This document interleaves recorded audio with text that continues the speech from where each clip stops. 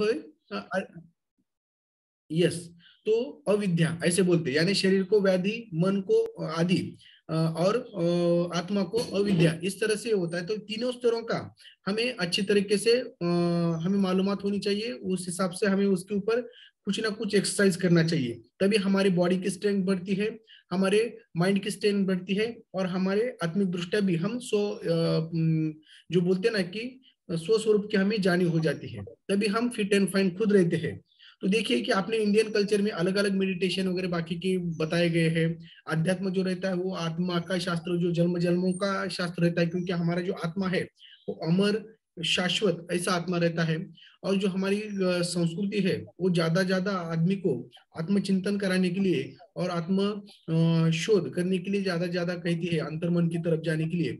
और उससे उसे समझ में आता है कि अहम ब्रह्मास्मि, मही वही ईश्वरी तत्व का अंश हूँ। और उसी से ही आगे हम जब हमारा हमको आत्मबोध ये भी होता है कि जैसे मैं ईश्वरीय तत्व का अंश हूँ, वैसे ये पूरा जो ब्रह्मांड है, ये पूरी जो सृष्टि है, वनस्पति रहो या प्राणी सृष्टि, बाकी सब वही ईश्वरीय तत्व का अंश है, इसलिए वो मेरा ही अविभाज्य अंग है। तो वैसे उन्हें खलविदम ब्रह्मम, इस बात का आत्म बोध होता है। फिर वो जब अपना कार्य करता है तो निष्काम कर्म करने में माहिर हो जाता है, और कर्मयोगी बन के वो आत्मकल्याणी बन जाता है।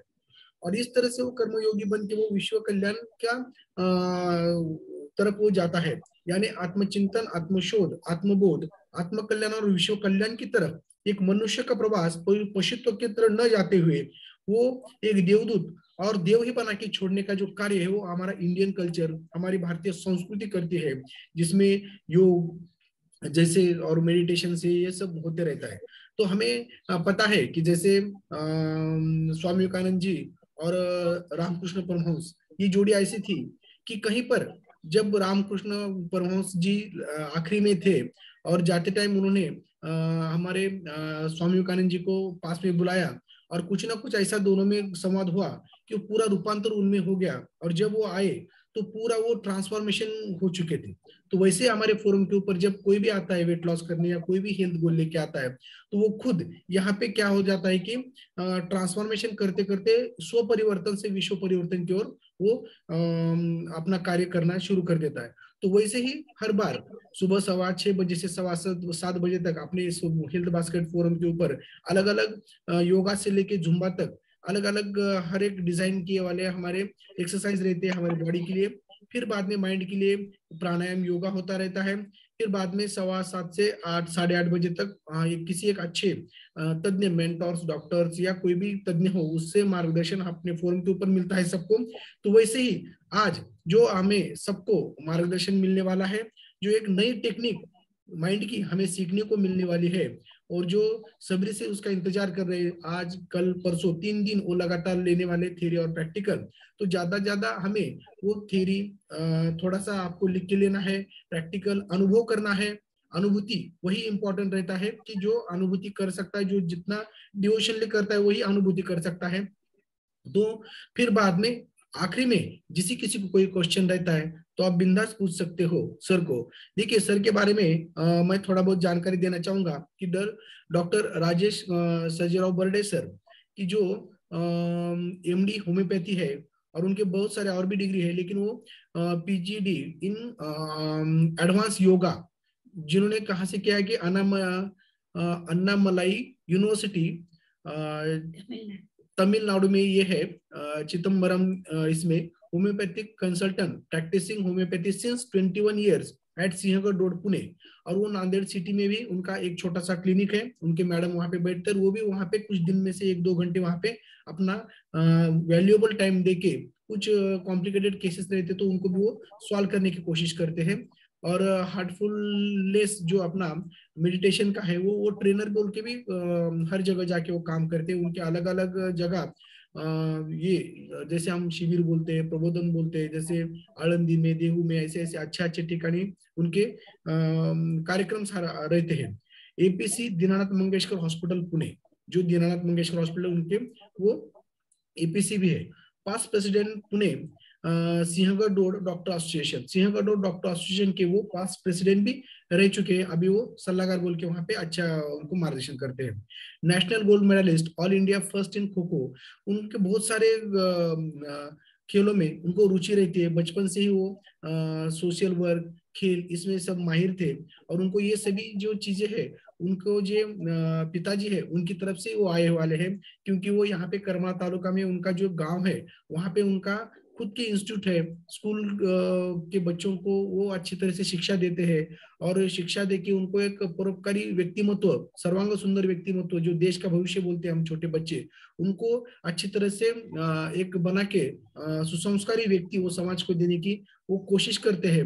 वहाँ स्कूल में तो होता है, फिर बाद में वो भी यहाँ अलग अलग तरीके से ये अपना खुद का डॉक्टर कहने के बाद आपको पता है कि ज्यादा ज्यादा किस तरह से आयशो आराम रहता है, बहुत बड़ी गाड़ी, बहुत बड़ा बंगला, हॉस्पिटल, ये सब करते हैं, और अपनी गाड़ी, अपनी माड़ी, अपनी बाइक की गोल गोल साड़ी, इसमें ज्यादा करके हम रहते हैं। लेकिन कुछ अलग जो हमारे समाज में लोग हैं, एक 5%, 10%, जिसकी वजह से ये समाज चलता है, और उनका कहना हर बार ये रहता है कि देश की हानि जो बोलते हैं ना, दुष्ट लोगों के दुष्टता से नहीं होती है, लेकिन सज्जन व्यक्ति के निष्क्रियता से होती है। इसलिए जो भी सज्जन लोग है वो निष्क्रिय नहीं रहना चाहिए, अगर वो सक्रिय हो गए तो समाज कंटक या बाकी इस समाज का कुछ बिगाड़ नहीं सकते। तो ज्यादा वो समाज को एक अच्छा दिशा देने की कोशिश करते हैं। उन्होंने अलग अलग स्केलों में, जैसे स्टेट विनर है इन मेनी स्पोर्ट्स, और 150 से भी ज्यादा स्पोर्ट्स अवार्ड उन्होंने अलग अलग इसमें हासिल किए हैं। और उनके हॉबीज बहुत अच्छे हैं, जैसे अलग अलग इसमें रीडिंग में ज्यादा करके आध्यात्म के वो बुक्स पढ़ते हैं, सिंगिंग, ड्राइंग, ट्रैवलिंग और फार्मिंग ईटीसी। जब उनका एक बिजी शेड्यूल देखने के बाद हम दोनों वहां पे उनके पास गए कि सर अपने फोरम के ऊपर थोड़ा सा आप मार्गदर्शन करेंगे, और ये हार्टफुलनेस जो मेडिटेशन है वो हमें ज्यादा कुछ पता नहीं है, और आप हर जगह हैदराबाद से लेके बहुत सारे इंडिया में जाते हैं आप ट्रेनर बोल के, तो आप आइए और हमारे फोरम में थोड़ा सा मार्गदर्शन कीजिए। ऐसा विनती करने के बाद उन्होंने ये 3 डेट्स हमें दिए हैं, और ज्यादा लोगों ने इसका हमें फायदा करके लेना है, ज्यादा अच्छी तरह से डीपली सीखना है। जैसे कि मैं बोलना चाहती हूँ, यहाँ पे एक दुग्ध शर्करा योग है, मतलब हम जब 20% एक्सरसाइज और 80% न्यूट्रिशन की जब सोचते हैं, तो हमें आज ऐसे गेस्ट स्पीकर मिले हैं जो मतलब खेल में भी माहिर है और मेडिटेशन में भी माहिर है। तो हमें physical, spiritual and mental health सब एक जगह पे मिलने वाली है, ऐसे मैं बोलना चाहती हूँ। और हम उनके क्लिनिक में जब गए थे ना, तो जो लोग मेडिटेशन करते हैं तो उनके यहाँ एक अलग ही ऑरा रहता है। तो जब हम केबिन में एंटर होके बैठे तो एक अलग किस्म का ऑरा हमें महसूस हो गया था, जो हम बाहर आने के बाद नहीं महसूस होता है। तो इतना पावर रहता है मेडिटेशन। तो हेल्प मी, वेलकम। यस, तो उनके बारे में लास्ट में बोलूंगा कि जैसे बोलते हैं ना कि संतांची व्याख्या करताना जगाच्या कल्याणा संतांच्या विभूती देह कष्टविती परोपकारी, और हर एक संत ने बोला है कि आपके पास कितना एजुकेशन है, कितना पैसा है, कितनी श्रीमंती, इसके ऊपर कोई भी अवलंबन नहीं है, कि आप इसका यूज, हमारे विनियोग समाज के लिए कैसे करते हैं। जैसे तैसे मुखी ब्रह्म नाम, हाथी ते सात्विक काम, पर विनियोग विन विफल हुए, तो वैसे विनियोग करने वाले हमारे आज के super duper Rajesh Barde sir, उनको मैं यहाँ पे इनवाइट करना चाहता हूँ। तो यस, तो मैं, राजेश सर ने हैंड रेज नहीं किया है, तो यस, तो let me welcome doctor Rajesh sir, please stage your sir. Thank you. Thank you sir for your kind word. Hindi में बात करनी है, मराठी में बात करनी है? हिंदी में। यस, हिंदी में सर, और बीच बीच में मराठी इंग्लिश आया तो भी चलेगा, कोई प्रॉब्लम नहीं sir. Okay, thank you. Actually sir बहुत ही अच्छे बोल रहे थे, ऐसे लग रहा था उनका ही सुन लो। तो आज हम यहाँ पे सब ये प्रोग्राम के लिए मिले हैं, तो मुझे बहुत खुशी हो रही है। और जब हम एक साथ मिलते हैं, आनंद होता है, खुशी रहती है, खुशी बांटते हैं, तो हम उसको उत्सव कहते हैं। इसलिए हमने ये नाम 3 दिन का जो सेशन हम कंडक्ट करने वाले हैं उसको एक ध्यानोत्सव या हृदयोत्सव हम कहेंगे, क्योंकि इसमें जो हम टेक्निक्स सीखेंगे उसका आपको बहुत ही लाभ हो जाएगा। आपने बहुत ही अच्छा वर्कआउट किया और सब खुश थे, अच्छा लग रहा था। तो जब हम सोचते हमेशा डॉक्टर, हम सोचते कि अरे हेल्थ क्या है, हेल्थ एक्चुअली कैसे होना चाहिए, है ना। तो जनरली हम ये जब सोचते हैं तो हमें देखना पड़ता है कि एक्चुअली हेल्थ क्या है। तो हम थोड़ी देर के लिए उस पे भी बात करेंगे और फिर सेशन स्टार्ट करेंगे। तो मैं मेरी खुद की कहानी एक थोड़ी सी बताऊंगा कि मैं कैसे, यानी कि मेडिकल फील्ड में, और जैसे सर कहते थे, सर का भी बहुत ही स्टडी है स्पिरिचुअलिटी में। तो जब अभी इंट्रोडक्शन चल रहा था तभी मुझे ध्यान में आया कि ये भी कहना बहुत इम्पोर्टेंट है कि ये कितना इम्पोर्टेंट है, स्पिरिचुअलिटी हमारे जीवन में कितना इम्पोर्टेंट है। बचपन से लेके मुझे ऐसे एक ख्वाब था कि अरे हाँ, कुछ तो करेंगे हम, कुछ तो बनेंगे हम। तो क्या बनेंगे? वैसे तो बाकी सब कुछ ठीक था, सब घर में बाकी किसी चीज की कम नहीं थी, फाइनेंशियल वगैरह। तो मैंने सोचा अरे हमें एक ऐसा कुछ तो चाहिए कि जिसमें पूरा इंडिया में फर्स्ट आ जाए। तो मैंने सोचा अरे क्या इंडिया में फर्स्ट कैसे आ सकते हैं।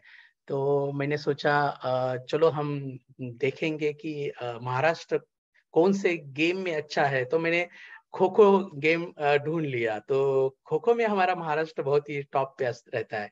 तो मैंने उसका 6 में, मैं उस वक्त 6 में था, तो मैंने संकल्प किया, मैंने टीम तैयार की और तब से लेके मैंने प्रैक्टिस शुरू की कि टॉप, यानी कि हाईएस्ट क्या है कि इंडिया में फर्स्ट आना है। और हमारी टीम ने बहुत प्रैक्टिस की, हमने बहुत प्रैक्टिस की और 9th में मैंने फर्स्ट आया ऑल ओवर इंडिया और गोल्ड मेडल मिल गया। तो फिर मैंने सोचा और क्या है कि और क्या टफ कर सकते हैं, और क्या हाईएस्ट है स्पोर्ट्स में। तो 100 मीटर ऐसा गेम है, आपको मालूम है कि थोड़ा भी इधर उधर हुआ, एक सेकंड का काउंट किया जाता है, और थोड़ी भी मिस्टेक हो गई तो नंबर जाता है। तो मैंने उसकी प्रैक्टिस की, बहुत मेहनत की, और मैं 10th में 100 मीटर में स्टेट फर्स्ट आया। तो मुझे ये बिलीव होने लगा कि एक तो हमारा हाईएस्ट गोल होना चाहिए, और हाईएस्ट गोल सिर्फ नहीं बनाना नहीं है, उसके लिए हमें विल पावर यूज करनी है, हमें उसके लिए बहुत वर्कआउट करना है और लगन से मेहनत करनी है। तो ये मुझे विश्वास हो गया कि हाईएस्ट गोल और मेहनत, इससे आपको वो चीज अचीव कर सकते हैं हम। तो फिर मेडिकल को एडमिशन मिल गया, और मेडिकल आने के बाद फिर हम जैसे कि प्रैक्टिस के लिए बाकी सीनियर डॉक्टर्स के पास जाते हैं, तो मैं भी जाने लगा। और मन में ये था कि अरे चलो अब बहुत ही अच्छा डॉक्टर हम बनेंगे, और उसकी प्रैक्टिस करना बहुत इंपॉर्टेंट है। तो मैं कोल्हापुर में मेडिकल कॉलेज में था, तो वहाँ पे डॉक्टर प्रकाश शिंदे है, होम्योपैथी के बहुत अच्छे डॉक्टर्स है, तो उनके पास मैं जाने लगा। और जब मैं पेशेंट देखने लगा, तब मुझे पता चलने लगा अरे जीवन क्या है, कौन कैसे है। वहां तो सब जगह के लोग, अमीर लोग आते थे, गरीब लोग आते थे, एजुकेटेड लोग आते थे, सब लोग आते थे। लेकिन जब हिस्ट्री, यानी कि जब डिसीज की हिस्ट्री हम लेते थे, और उसमें होम्योपैथी में कैसे रहता है, माइंड को बहुत इम्पोर्टेंस देते हैं। और जब माइंड के बारे में हम उनसे पूछते थे, तो पता चलता था कि अरे खुश कौन है, हैप्पी कौन है।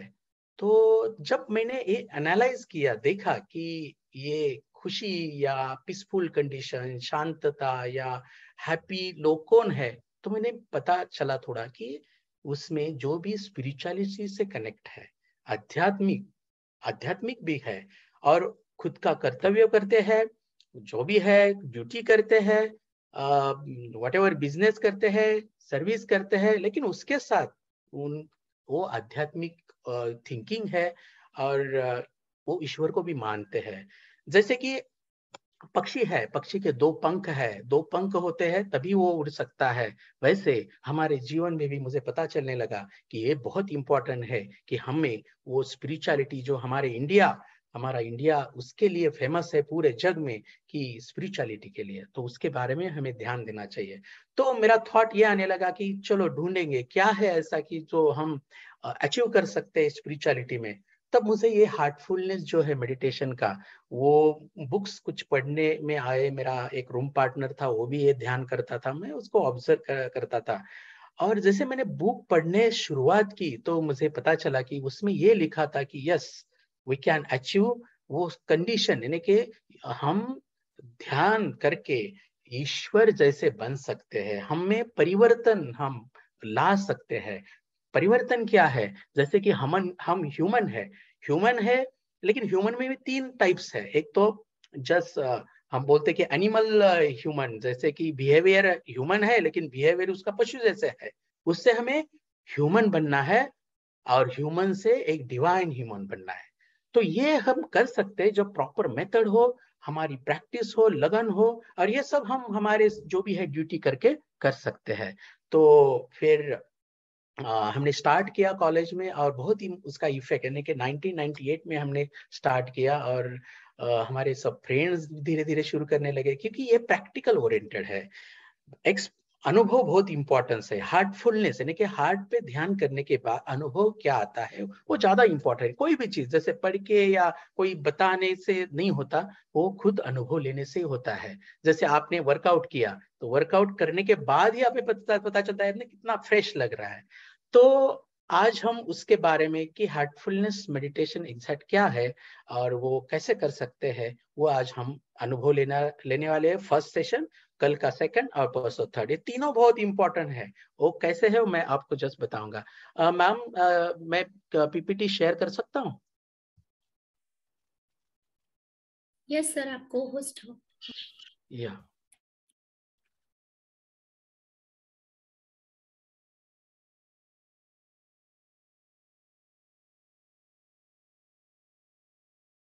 हाँ, दिख रहे क्या?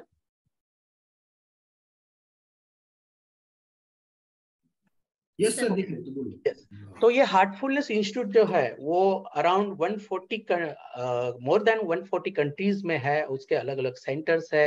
ये नॉन प्रॉफिट ऑर्गेनाइजेशन है, और जो भी जिसको ये अनुभव लेते हैं और खुद को अच्छा अनुभव मिलता है तो सबको हम बताते हैं। जस्ट ऐसे वॉलंटियर वर्क करते हैं जो भी हमारी ड्यूटी देख के।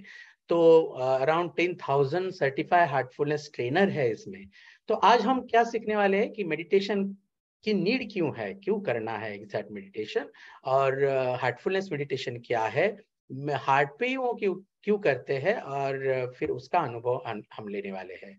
हम जानते हैं कि आज तो मुझे अच्छा लगा कि सब आप फिटनेस पे ध्यान दे रहे हैं, क्योंकि जनरली लोग इतना ध्यान देते ही नहीं है। जो भी है हमारे लाइफ में, अरे करियर करना है, एजुकेशन लेना है, स्टूडेंट हो तो कुछ तो अचीव करना है, ठीक है, लेकिन खुद की हेल्थ कितनी इम्पोर्टेंट है, और आप सब वो उसको इम्पोर्टेंस दे रहे हैं, इसके लिए मुझे बहुत अच्छा लगा। तो आप देखो कि जब हम यानी वर्ल्ड हेल्थ ऑर्गेनाइजेशन हेल्थ के बारे में क्या बोलती है। Health health it is a state of complete physical, mental and social well-being and not merely an absence of disease। तो देखो, हम फिजिकली फिट है, यानी कि फिजिकली फिट है, लेकिन हम मेंटली फिट है क्या? और हाँ, मेंटली फिट है, लेकिन सोशल है क्या? सोशल तभी बन जाते हैं जब हम एक लविंग नेचर हमारा लेता है, और लविंग नेचर तभी बनता है जब हम उसको मानते हैं, ईश्वर को मानते हैं, क्योंकि वो लव है, ईश्वर लव है। और जब उसके बारे में उसके जैसे हम बनने लगते हैं तो हम हमारा नेचर भी चेंज होता है। और होम्योपैथी में तो ये भी बताया कि ये सब किसके लिए है, हेल्थ किसके लिए क्यों अच्छी होनी चाहिए। तो इसी जन्म में हमें वो स्पिरिचुअली, यानी कि स्पिरिचुअली भी उन्नत होना है, और उसके लिए हमारी हेल्थ अच्छी होनी चाहिए। तो ये उदात्त विचार जो हमारा है वो हेल्थ के बारे में है। तो हम इसके बारे में और जानकारी ले लेंगे। देखो, हमारा माइंड ही है, माइंड जब डिस्टर्ब रहता है और स्ट्रेस में रहता है तो एग्जैक्ट क्या होता है, एक जस्ट मैं आपको एग्जांपल बताता हूँ। देखो, हम बोलते हैं कि हम सब खाते हैं, प्रॉपर एक्सरसाइज करते हैं, टैबलेट प्रॉपर लेते हैं, फिर भी डिसीज क्यों होता है? क्यों शुगर बढ़ती है? क्यों ब्लड प्रेशर बढ़ रहा है? क्यों थायराइड की टैबलेट कम नहीं हो रही है? तो इसके लिए थोड़ा एक हम जानकारी ले लेंगे कि माइंड का कितना इन्वॉल्वमेंट इसमें है। तो एक देखो, जंगल में एक शेर है और शेर ने आवाज है ना, मराठी में बोलते हैं डरकाळी फोड़ली। तो जो भी है बाकी जो जैसे रैबिट है वो घबरा जाता है, ससा घबरा जाता है, वो क्या करेगा, एक तो भागेगा, नहीं तो फाइट करेगा। ओके, तो जनरली ये हमारे ह्यूमन में भी ऐसे ही एक्शन रहती है। तो क्या होता है कि जैसे वो घबरा जाता है या वो उसको बहुत गुस्सा आता है, तो जनरली क्या होता है कि हमारे ब्रेन को ये सूचना जाती है कि अरे कुछ तो होने वाला है, और वो सूचना हमारे ब्रेन बाकी अलग अलग ग्लैंड्स को बताते हैं, और फिर बॉडी में अलग अलग यानी कि एक हार्मोन सिक्रेट किया जाता है, और वो हार्मोन क्या करता है, बॉडी में सब चेंज करता है कि यानी कि सर्कुलेशन, मेन सर्कुलेशन यानी कि ब्लड फ्लो जो रहता है हमारा, वो जो मेन ऑर्गन को जनरली रहता है उसका वो कम करता है, और वो हाथ पांव को वो भेजता है। क्यों? उसको और भागना चाहिए, उसको और एनर्जी आनी चाहिए, क्योंकि कुछ तो खतरा है, और वो खतरा निभाने के लिए वो बॉडी में चेंजेस आता है। तो सर्कुलेशन और बहुत सारे चेंजेस होते हैं कि शरीर में थोड़ा शुगर छोड़ शुगर छोड़ देते हैं बॉडी हमारी, या फैट भी हमारा थोड़ा सा बढ़ जाता है, उसमें फैट भी छोड़ दिया जाता है। ये सब क्यों? एनर्जी आनी चाहिए, क्योंकि वो जो कंडीशन है, जो अभी जो सिचुएशन है, उसको एक तो फाइट करना है, नहीं तो भाग जाना है, और उसके दोनों के लिए एनर्जी चाहिए, इसलिए बॉडी में ये चेंज होता है। तो इसको मेडिकल साइंस में सिंपैथेटिक एक्शन बोलते हैं। तो ये होने के बाद क्या होता है, उसको पावर ज्यादा मिलती है, और वो रैबिट भाग जाने में सक्षम होता है। लेकिन जैसे वो खुद को सेफ समझता है, तो वो पैरासिम्पैथिक एक्शन में चला जाता है, और पहले जैसे एक्शन शुरू हो जाते हैं, जैसे सर्कुलेशन प्रॉपर होता है, बॉडी में जो शुगर छोड़ना शुरू हो गया था वो बंद होता है, फैट जो बढ़ रहा था वो बंद होता है, और पहले जैसा सब एक्शन होता है।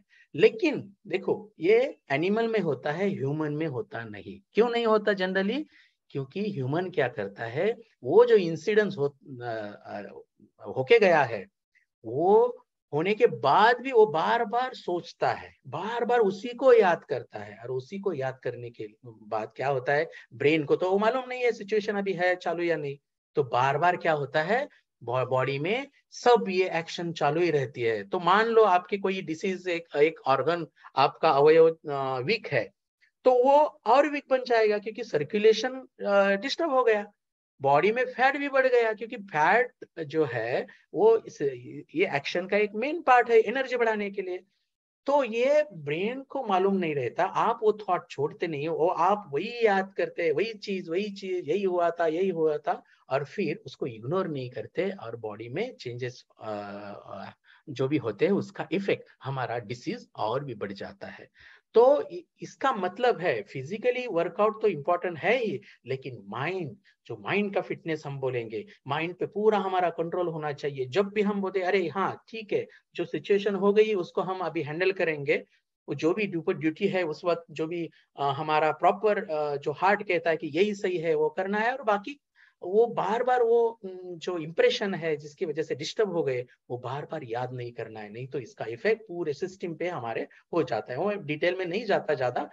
तो रिसर्च भी यही कहते हैं, जैसे कि किसी स्ट्रेस में रहेगा तो हमारे ब्रोंक यानी कि अस्थमेटिक पेशेंट, देखो बहुत सारे अस्थमेटिक पेशेंट जब स्ट्रेस में रहते तो और उनको ब्रेथलेसनेस हो जाता है, और उनको दम बढ़ जाता है। तो क्यों? वो इसी का इफेक्ट है।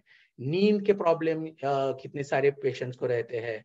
हम यानी कि पढ़ते हैं जनरली कि पहले जो मुनि रहते थे, ऋषि रहते थे, उनका लाइफ बहुत था। क्यों था वो? उसका भी रिसर्च एक हुआ है कि हमारे बॉडी में एक टेलोमर्स करके एक पार्ट रहता है, कि जो स्ट्रेस की वजह से वो थोड़ा उसका शॉर्ट अपीयरेंस रहता है, और यही टेलोमर्स रहते हैं कि जिसकी वजह से हमारी लाइफ स्पैन यानी कि हमारा जीवन काल बढ़ता है। और ये साइंस यानी कि रिसर्च से प्रूव हुआ है कि जैसे मेडिटेशन हम करते हैं तो इसको जो एंड में कैप रहती है, वो कैप और अच्छी रहती है, और उसकी वजह से वो शॉर्ट नहीं होते, और लाइफ भी हमारा बढ़ता है।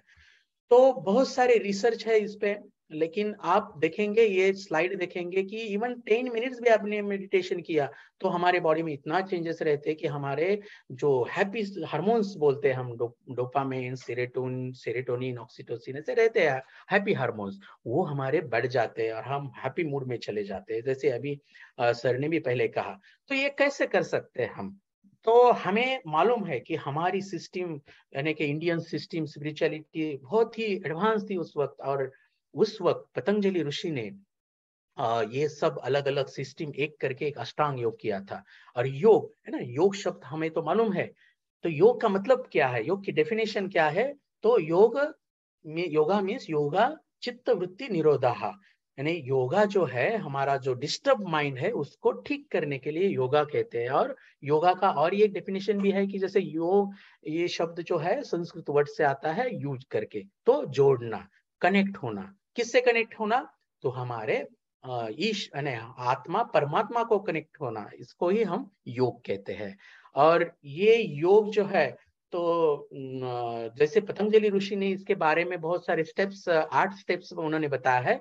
लेकिन जनरली हम देखते हैं कि लोग जो है ना, योग का मतलब यही समझते कि अरे योग यानी कि आसन और प्राणायाम, तो वैसे नहीं है। योग का यानी कि ये सब अष्टांग योग, यानी कि जो 7 स्टेज है उसको ध्यान, और ध्यान में समाधि, तो ध्यान से समाधि, ध्यान भी करना है और धीरे धीरे वो अवस्था, वो कंडीशन हमें आनी चाहिए, तभी उसका बेनिफिट हो जाएगा, तभी योग उससे हो जाएगा, क्योंकि उसका आखिरी गोल तो वही है। तो जो लास्ट जो 4 हम बोलते कि यम नियम आसन प्राणायाम, और लास्ट के जो है प्रत्याहार धारणा ध्यान समाधि, इसको राजयोग कहते हैं। और राजयोग, ये हार्टफुलनेस भी राजयोग को मानता है। राजयोग यानी कि मन का योग, मन के माध्यम से उसको कनेक्ट होना, उसके जोड़ना, उससे लीन होना, इसको हम मन के योग से करते हैं, इसलिए राजयोग कहते हैं। तो वो कैसे कर सकते हैं? तो आज हम वो सीखने वाले हैं। तो जनरली ध्यान, हम जो वर्ड है वो ध्यान हमारे लिए नया नहीं है। ध्यान यानी कि एक ही थॉट में रहने की एक आदत डालने का है। तो लेकिन यहाँ पे हम क्या करने वाले हैं कि जो थॉट है हमें क्या करना है, जैसे मैंने पहले एग्जांपल दिया, हमारा गोल हमेशा हाईएस्ट होना चाहिए, हाईएस्ट गोल होना चाहिए। गोल तो लाइफ में बहुत सारे हैं, ये अचीव करना है, वो अचीव करना है, हमें सीखना है, हमारे हमारे फैमिली को देखना है, वो तो सब कुछ है। लेकिन मेरा हाईएस्ट गोल क्या होना चाहिए? जहां से मैं आया, जहां से, क्योंकि मेरे अंदर भी उसका एक पार्ट है। कैसे पार्ट है, कैसे बिलीव करें हम जीवित है, हम जीवित है, इसका मतलब ही हमारे अंदर कुछ तो है। वो जो नहीं है उसको हम डेड बॉडी कहते हैं। तो इसका मतलब हमारे अंदर कुछ तो है जिसकी वजह से हम है। तो वो क्या है, उसको हमें जानना चाहिए और उसके जैसा बनना चाहिए। ये हमारा हाईएस्ट गोल होना चाहिए। और ये हाईएस्ट गोल होने के लिए हमें कुछ तो एक मेथड चाहिए, कोई तो गाइडेंस करने वाला चाहिए, और वो ऐसे सिस्टम होनी चाहिए कि मुझे फील होना चाहिए कि अरे हाँ, ये करने के बाद मुझे कुछ तो लग रहा है। और देखो, फील होने वाला हमारी बॉडी में एक ही ऑर्गन है, कौन सा है? हार्ट, है ना। हार्ट ही है जो फील कर सकता है। तो हम हमारी संस्कृति में ये सब कुछ बताया कि हृदय के बारे में बहुत सारे हमारे संत लोगों ने बहुत सारा बताया कि ईश्वर को पाना है, उसको तो उसके जैसा ही बनना चाहिए, है ना। ध्यान करते हैं, ध्यान जिस पे करते हैं वही वैसे ही हम बन जाते हैं। तो मुझे ईश्वर जैसा बनना है तो ईश्वर पे ही ध्यान करना पड़ेगा। ओके, तो ईश्वर पे ध्यान करना है तो ईश्वर कहाँ पे है? ईश्वर तो हम बोलते कि सब जगह है, लेकिन सब जगह है तो मुझ में भी है वो। जैसे मैंने बताया, मैं जीवित है, इसका मतलब ही मेरे अंदर ही वो है। और कैसे है? तो हम जानते हैं कि हमारे स्पंदन, जो हृदयातली धड़धड़ म्हणतो आपण, हमारे हृदय में जो कंटिन्यूअसली वो पाल्पिटेशन है, तो वो उसका, हमारे सृष्टि में हम देखते हैं हर जगह वाइब्रेशंस है, और हमारे अंदर भी वो वाइब्रेशन है, वो स्पंदन के माध्यम से। तो वो क्यों ना उस पर ही ध्यान करके देखे कि वो हमारे शरीर में इतना इंपॉर्टेंट है कि जो नहीं है तो हम जीवित नहीं कह सकते। जैसे हम पेशेंट को जब भी वो ठीक है कि नहीं वो देखने के लिए ईसीजी निकालते हैं, इवन वो पर्सन है या जीवित है या नहीं देखने के लिए ईसीजी निकालना पड़ता है। और जब वो हार्ट ही है वो जो बहुत इंपॉर्टेंट चीज है, और वो स्पंदन है, तो स्पंदन पे ध्यान करके हम देखेंगे कि एग्जैक्ट क्या है। क्योंकि नाम कुछ भी दे दो उसको, परमात्मा बोलो, आत्मा बोलो, या डिवाइन फोर्स बोलो, लाइफ फोर्स बोलो, व्हाटएवर, कुछ भी है, लेकिन है तो मुझे वो जानना है। तो हम देखते हैं कि भगवान श्री कृष्ण ने भगवत गीता में भी कहा है कि जब अर्जुन बोलते कि अरे भगवान, आपने तो मुझे आपका रूप दिखाया, आप क्या है ये मुझे, मैंने जान लिया, फील किया, लेकिन बाकी लोग कैसे ये जानेंगे? तो श्री कृष्ण भगवान बोले कि मैं हर सजीव के हृदय में हूँ, हर एक के हृदय में मैं हूँ, मेरा प्रेजेंस उसमें है। तो ईश्वर वहां पे है, तो क्यों ना उस पे ही ध्यान दे के हम फील करें कि अरे क्या है वो। तो हृदय के बारे में बहुत सारे संत ने भी बताया है कि जैसे तुकाराम महाराज भी बोलते हैं कि तुकाराम महाराज बोलते हैं कि मेरे हृदय शरीर में ही, यानी कि मराठी में है वो जो अभंग है, तुका सांगे मूड जन देवदेही का पहाना। ओके, और एक हम भजन भी है कि कुठे शोधिशी रामेश्वर, कुठे शोधिशी काशी, हृदयातील भगवंत राहिला हृदयातून उपाशी. तर हृदय फार महत्वाचं आहे, आणि हृदयात जर आपण त्या ईश्वराला जर हळूहळू फील करायला लागलो प्रॉपर मेथडने, तर नक्कीच आपल्यावरती विश्वास वाटेल. मला फील होईल की अरे हा माझ्यामध्ये तो आहे, आणि ज्यावेळेस मला फील होईल की माझ्यात तो आहे, त्यावेळेस मला इतरांमध्ये पण तो फील व्हायला लागेल की अरे प्रत्येकाच्या सजीवामध्ये, इव्हन प्रत्येक प्राणी मात्राच्या हृदयामध्ये तो आहे, कारण मी फील करतोय, त्यामुळे सगळीकडे तो आहे. आणि जसं संत ज्ञानेश्वरांनी म्हटले, अवघे विश्वची माझे घर, म्हणणं सोपं आहे, पण ते अंमलात आणणं फार महत्वाचं आहे. आणि ते तेव्हाच होईल ज्यावेळेस मी फील करे की अरे माझ्यामध्ये त्या ईश्वराचं जे वास्तव्य आहे तेच सगळीकडे आहे, प्रत्येकाच्या हृदयात ते आहे, प्रत्येक प्राणी मात्राच्या हृदयात ते आहे. आणि हे ज्यावेळेस मला अनुभव येईल, त्याच वेळेस खरं तर बंधुभाव विकसित होईल, आणि त्यावेळेसच मी इतरांना सर्वांना खरंच हृदयापासून बंधू मानायला लागेल. आपण बघतो वारकरी संप्रदायामध्ये एकमेकाच्या पाया पडतात, ते त्या व्यक्तीच्या नव्हे, त्याच्यामध्ये असलेल्या ईश्वराच्या पाया पडतायत. तर आपला भाव हा तेव्हाच होईल ज्यावेळेस मला स्वतःला अनुभव येईल की की काहीतरी आहे, मी ध्यान करतोय आणि माझ्यात बदल होत चाललाय. तो काय आहे ते केल्यावरती मला काहीतरी छान वेगळं वाटतंय, फील होतंय, माझ्यात परिवर्तन व्हायला लागलंय. आणि हे परिवर्तन होत जाणं हेच मानवासाठी फार महत्वाचं आहे. म्हणून हृदयावरची आपण स्पिरिच्युअली तर बघितलं की खूप सारं महत्व आहे, मेडिकली पण त्याला फार महत्व आहे. कारण या हृदयाला आता जे रिसर्च येत आहेत ते सांगतायत की हृदयाचं एक स्वतःचं एक न्यूरल नेटवर्क आहे, जसं ब्रेनला असतं. हृदय एक पॉवरफुल एक सिग्नल जनरेटर आहे बॉडीमध्ये आपल्या, आणि पंपिंग स्टेशन ब्लडचं आहे हे तर माहितीच आहे. आणि आता रिसर्च हे येत आहेत की ते एक जे हार्मोन सिक्रेट करतं, ते लव्ह हार्मोन्स त्याला म्हटलं जातं. कारण हृदयाला आपण प्रेमाचं प्रतीक म्हणतो, है ना. व्यक्तीला आपण कधी ओळखतो, अरे प्रेमळ हृदयाचा आहे, कठोर हृदयाचा आहे. व्यक्तीला ओळखताना सुद्धा आपण हृदयाने ओळखतो. हृदयामध्ये जे काही एक जे हार्मोन्स ते प्रोड्यूस करतं त्याला एट्रियल नॅट्रियुरेटिक पेप्टाइड म्हटलं जातं, की जे बॅलन्स हार्मोन, त्याचा इफेक्ट शरीराला पूर्ण बॅलन्स करण्यासाठी सुद्धा होतो. हृदय आणि जर ब्रेनचं जर आपण कम्पेअर केलं तर हृदय जवळजवळ 100,000 टाइम्स स्ट्रॉंगर इलेक्ट्रिकली आणि 5,000 टाइम्स स्ट्रॉंगर मॅग्नेटिकली आहे, जर कम्पेअर केलं आपण ब्रेनशी. त्यामुळे हृदयाचं आपण म्हणतो ना, की इलेक्ट्रोमॅग्नेटिक फील्ड जर आपलं वाढलं तर त्याचा इफेक्ट इतरांवरती पण व्हायला लागतो. आपण म्हणतो ना, एखाद्या घरी गेलं की छान वाटतं, एखाद्या जवळ बसलं की छान वाटतं. हे का होतं? त्या विचारामुळे, त्या व्यक्तीच्या विचारामुळे आपल्याला छान वाटायला लागतं. एखाद्या घरी गेलं, एखाद्याच्या प्लेस, किंवा एखादी खूप छान स्पिरिच्युअल स्पेस आहे, सगळ्यांचे विचार अगदी प्युअर आहेत, त्याचा इफेक्ट आपल्या इलेक्ट्रोमॅग्नेटिक फील्ड वरती होत असतो आणि तो इतरांना जाणवायला लागतो. आणि जर आपल्याला पूर्ण विश्वात बदल घडवायचा असेल, त्याची सुरुवात आपल्यापासून करावी लागेल, माझ्यापासून करावी लागेल. कारण मी हळूहळू बदलत गेलो, समाज बदलत होईल, आणि प्रत्येक ह्या समाज जसा बदलत जाईल त्याचा इफेक्ट पूर्ण जगभरात होईल. कारण कोरोनामध्ये आपण बघितलं की प्रत्येकाचं फिअर, ज्याला भीती वाटत नव्हती त्यालाही भीती वाटायला लागली. का? तर विचार हे स्प्रेड व्हायला लागतात. आणि मग हाच जर विचार आपण एक लव्हिंग ऍटमॉस्फिअर, एक जर तयार आपल्यापासून करायला, आपल्यात परिवर्तन घडवायला लागलो, तर त्याचा इफेक्ट, त्याला इंग्लिशमध्ये एग्रॅगोर म्हणतो, तसा सगळीकडे व्हायला लागतो. मी जास्त डिटेलमध्ये जात नाही, कारण हे ब्रेन आणि हार्टचे काही रिलेशन्स असतात. कारण आपण त्याला म्हणतो ना इंट्युशन.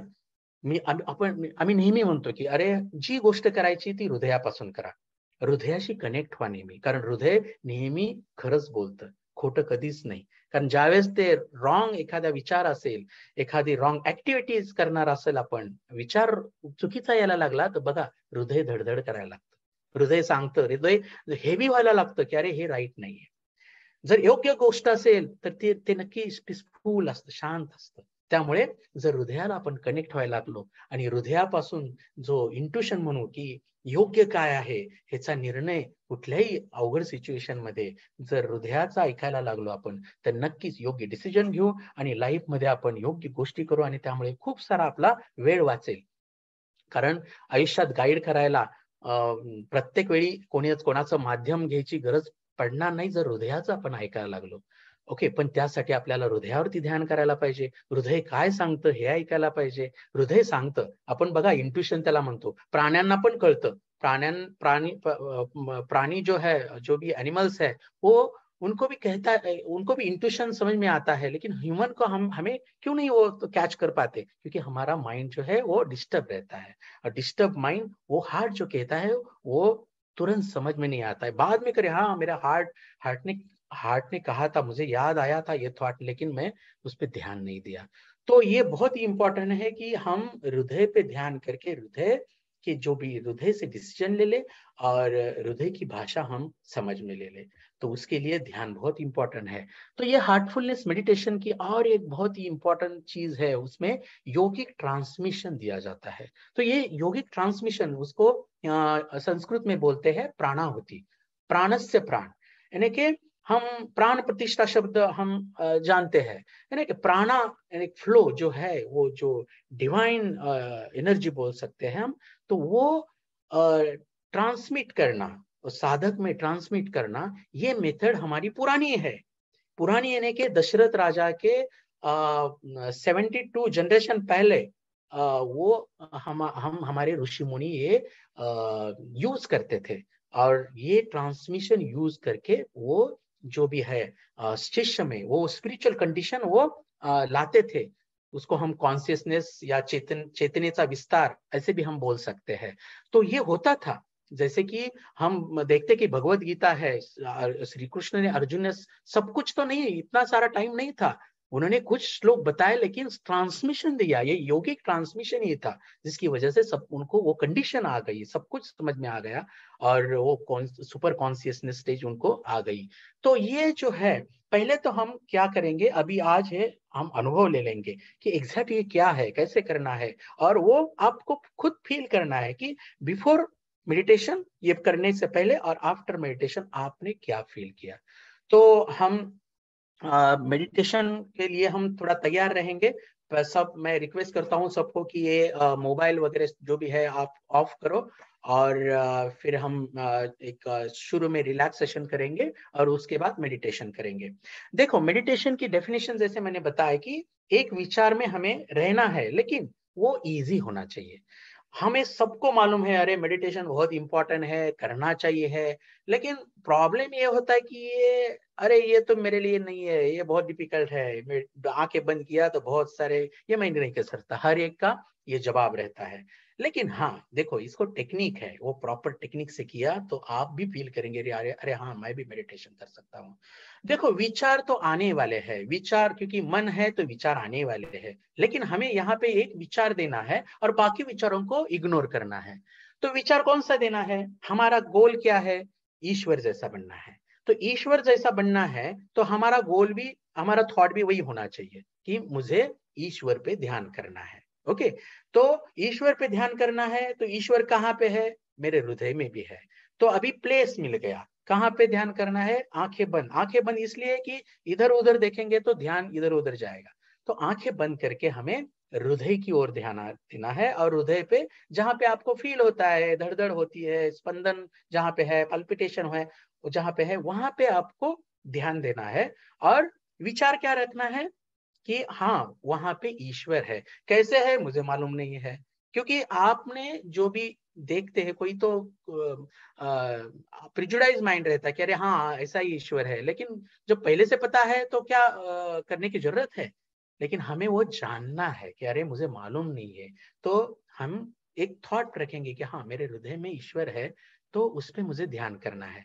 लेकिन डायरेक्ट ईश्वर कैसा है ये मालूम नहीं, इसलिए हम क्या करेंगे, उसको एक थॉट दे देंगे कि मेरे हृदय में एक डिवाइन लाइट यानी प्रकाश, दिव्य प्रकाश, ये हम थॉट दे के बैठेंगे। क्योंकि कोई तो थॉट होना चाहिए, विचार कुछ नहीं है ऐसे नहीं हो सकता, क्योंकि मन है तो विचार आने वाले हैं। तो हम यहाँ पे क्या देते हैं थॉट कि मेरे हृदय में ईश्वरीय दिव्य प्रकाश प्रथम से ही उपस्थित है। ओके, इंग्लिश में हम कहेंगे कि दी source of divine light is already present in my heart. मराठीत म्हणू आपण की माझ्या हृदयात एक ईश्वरीय दिव्य प्रकाश प्रथम पासूनच उपस्थित आहे, त्या दिव्य ईश्वरीय प्रकाशात आहे। ओके, तर हे थॉट देऊन आपण बसणार आहोत। ओके, दिल्यानंतर थॉट दिल्यानंतर काय होतं की विचार बाकीचे यायला लागतात, येऊ द्यात, काही प्रॉब्लेम नाही, कारण विचार हे चालूच असतात, इतर वेळी पण असतात, डोळे बंद केल्यावर पण येणार आहेत। पण आता इथे आपण काय करायचंय, बाकी विचारांना दुर्लक्ष करायचंय। आणि ज्यावेळेस वाटेल की अरे मग मी मेडिटेशन करतोय आणि दुसऱ्या विचारात चाललो, त्यावेळेस त्याला इग्नोर करा, परत पहिल्या विचाराकडे या, परत पहिल्या प्लेस कडे या, हृदय की ओर ध्यान देना है और फिर थॉट में रहना है कि मेरे हृदय में दिव्य प्रकाश है। तो धीरे धीरे आपको ये प्रैक्टिस से हो जाएगा। मेडिटेशन ऐसे कहते हैं कि वो इजी होना चाहिए, मेडिटेशन हो जाता है करने के लिए, वो एफर्ट्स नहीं लेने पड़ते हैं, इजी होना चाहिए। थॉट्स आए आ गए तो जब को आपको लगेगा मैं इन्वॉल्व हो रहा हूं, तो आपको वहीं पे थॉट छोड़ देना है, वो बाकी थॉट्स, और फिर से वो थॉट छोड़ के पहले थॉट में आना है, बस वही करना है। ओके, तो शुरू में हम क्या करेंगे, रिलैक्सेशन करेंगे, और रिलैक्सेशन के बाद, रिलैक्सेशन करते वक्त आपको फील करना है, जैसे मैं कहूंगा कि पाँव रिलैक्स हो रहे, तो आपको पाँव की तरफ एक फील करना है कि अरे हाँ एग्जैक्ट पाँव रिलैक्स हो रहे। तो धीरे धीरे मैं बताऊंगा हृदय की ओर आना है, और लास्ट में हृदय की ओर ध्यान देके हमें एक थोड़ी देर के लिए, एक 15-20 मिनट के लिए ध्यान हम करेंगे। ओके, तो सब रेडी हो जाओ, कंफर्ट, सबको कंफर्ट बैठना है, जो आपको कंफर्टेबल पोजीशन, यानी कि पतंजलि ऋषि भी बोलते हैं कि आसन जो है वो आप कंफर्टेबल होना चाहिए। चेयर पे बैठ सकते हैं, नीचे जमीन पे भी बैठ सकते हैं, लेकिन आप कंफर्टेबल होना चाहिए। तो हम शुरू करेंगे। आराम से बैठो,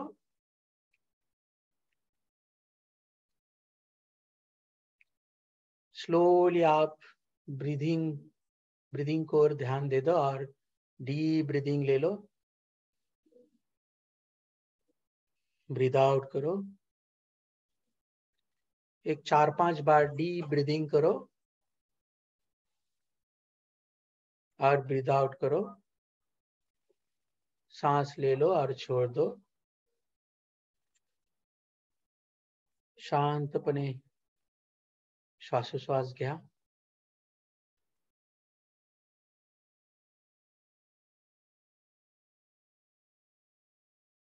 आता लक्ष तुमच्या पायाच्या तळव्याकडे द्या, पायाची बोटे थोडीशी हलवा, just move your all the toes.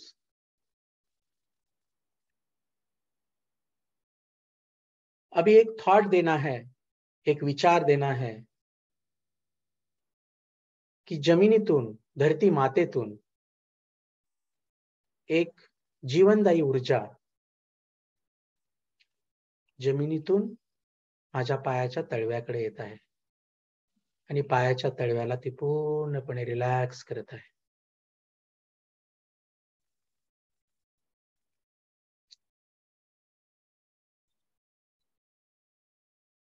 हळूहळू ती ऊर्जा वरती येत आहे। Just feel the energy is coming upward. वो हीलिंग एनर्जी ऊपर आ रही है आपको, और आपके एंकल जॉइंट, घुटने को रिलैक्स कर रही है। दोनों पांव के घुटने पूरी तरह से रिलैक्स करो, दोन्ही पायाचे घोटे रिलॅक्स झालेत असं फील करा।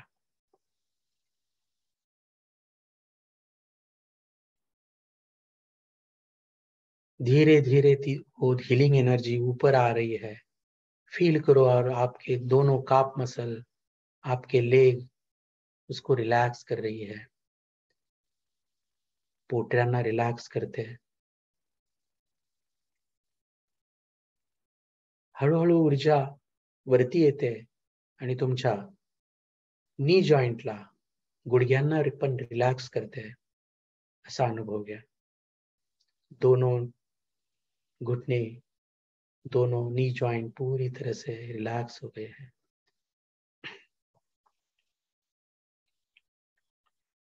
फील करो कि वो डिवाइन एनर्जी, जो भी है हीलिंग एनर्जी, वो धीरे धीरे ऊपर आके आपके थाइस को रिलैक्स कर रही है। थाइस के सब मसल्स, टेंडन्स सबको रिलैक्स कर रही है। मांड्या पूर्णपणे रिलॅक्स करा। अनुभव घ्या की हळूहळू ती ऊर्जा वरती येते आणि तुमच्या खुब्यांना रिलॅक्स करते।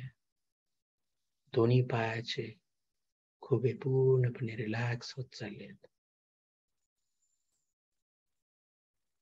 आपके हिप जॉइंट पूरी तरह से रिलैक्स करो। फील करो कि दोनों पांव पूरी तरह से रिलैक्स हो गए हैं। दोन्ही पाय पूर्णपणे ढिल्ले soda. Now shift towards your back, lower back. पीठ की ओर ध्यान दे दो और फील करो कि वो हीलिंग एनर्जी वहां भी जाके वहां का पार्ट पूरी तरह से रिलैक्स कर रही है। लोअर बैक, अपर बैक, संपूर्ण पार्ट पूरी तरह से रिलैक्स करो।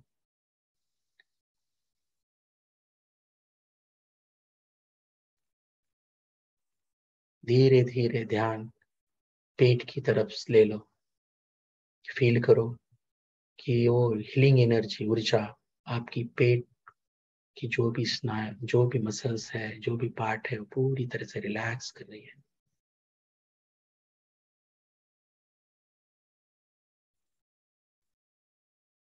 Now give attention towards your chest area. छातीकडे लक्ष द्या आणि अनुभव घ्या ती ऊर्जा छातीच्या तिथे जाऊन तिथले स्नायू, सर्व भाग पूर्णपणे शिथिल, रिलॅक्स करत आहे।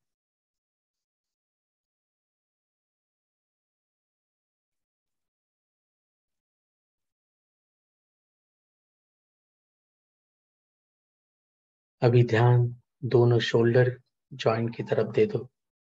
खांद्याच्या कडे लक्ष द्या आणि फील करो कि वो हीलिंग एनर्जी, वो पार्ट भी पूरी तरह से रिलैक्स कर रहे हैं।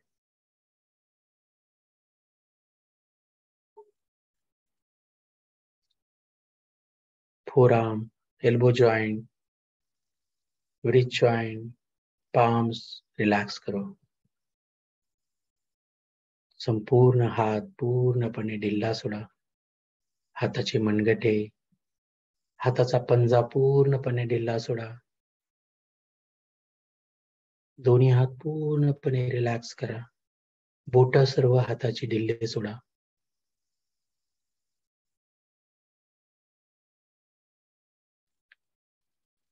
धीरे धीरे अभी आपकी नेक की गर्दन की तरफ ध्यान दे दो। गर्दन, वहां पे जो भी स्टिफनेस है, अकड़न है, वो पूरी तरह से निकाल दे दो। मान पूर्णपणे ढिल्ली सोडा। सर्व तणाव मानेचा काढून टाका। तिथं आकडण असेल तर ती काढून टाका। पूर्ण मान रिलॅक्स करा। हळूहळू लक्ष चेहऱ्याकडे द्या।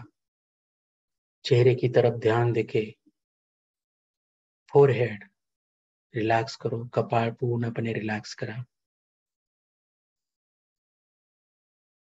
आपकी आंखें, आईब्रोज पूरी तरह से रिलैक्स करो। आपका जॉ रिलैक्स करो। जबड़ा ढिल्ला सोडा पूर्णपणे। फील करो कि वो हीलिंग एनर्जी आपके चेहरे के सब मसल्स को रिलैक्स कर रही है। संपूर्ण चेहरा रिलॅक्स होत चाललाय। चेहऱ्याचे सर्व स्नायू रिलॅक्स झाले। कपाळ रिलॅक्स झालंय. चपटा ढिला सोडा. हळूहळू लक्ष टॉप ऑफ दी हेड, डोक्याच्या वरच्या भागाकडे लक्ष द्या. फील करो कि आपके हेड यानी कि टॉप ऑफ दी हेड पूरी तरह से रिलैक्स हो गया है.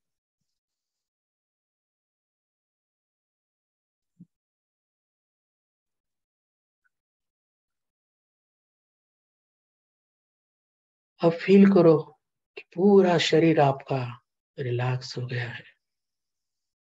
पूर्ण संपूर्ण शरीर रिलॅक्स झालंय. हळूहळू लक्ष आता हृदयाकडे द्या. हृदयाच्या तिथेच स्थिर व्हायचा प्रयत्न करा. एका विचारात राहून, मेरे हृदय में दिव्य प्रकाश प्रथम से ही उपस्थित है. माझ्या हृदयात दिव्य प्रकाश प्रथम पासूनच उपस्थित आहे. त्या दिव्य प्रकाशाचा मूळ स्रोत माझ्या हृदयात आहे आणि तो दिव्य प्रकाश माझे लक्ष आत हृदयात वेधून घेत आहे. त्या दिव्य ईश्वरीय प्रकाशात मी पूर्णपणे डुंबून जात आहे.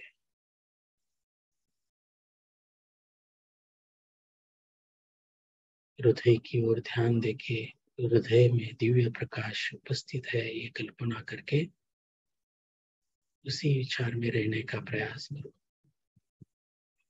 बाकी विचार आए तो उसको इग्नोर करो. पहले विचार में रहो. दिव्य प्रकाश पूर्णपणे डुंबून चालू आहे.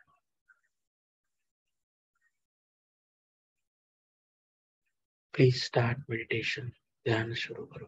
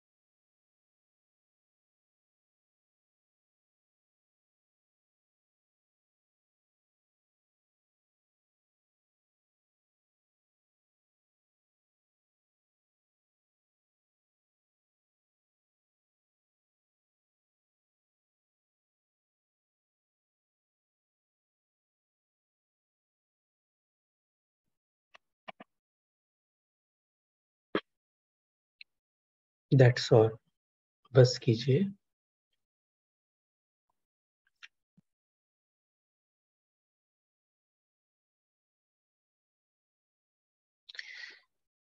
याच अवस्थेमध्ये थोडासा डोळे बंद करून, आंखें बंद करके जस्ट बैठिए। 1 मिनट जस्ट ऑब्जर्व करो कि कैसे फील हो रहा है। मेडिटेशन के बाद आपको कैसे लग रहा है।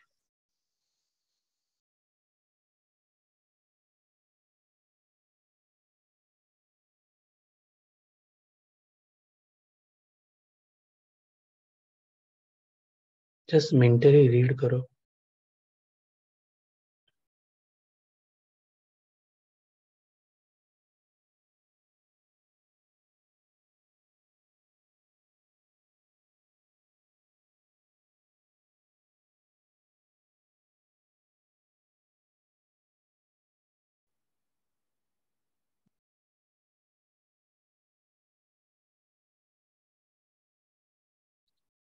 Now slowly open your eyes.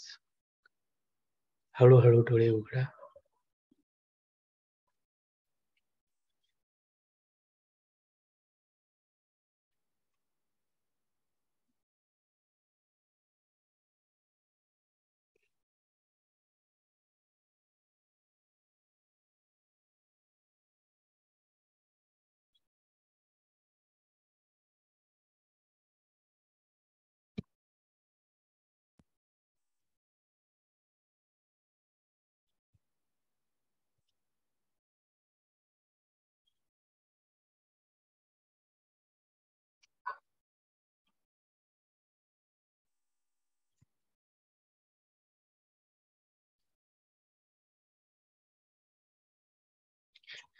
तो आपने देखा, ध्यान करने के बाद अनुभव जो भी आया है वो ज्यादा इम्पोर्टेंट है, वो नोट करो आप। ध्यान के वक्त जो भी आपको फील होता है वो एक अलग बात है, और ध्यान के बाद क्या फील होता है कोई शेयर करेगा? कैसे फील हुआ, कैसे लगा? कोई 1 या 2 लोग बताएंगे कैसे लगा?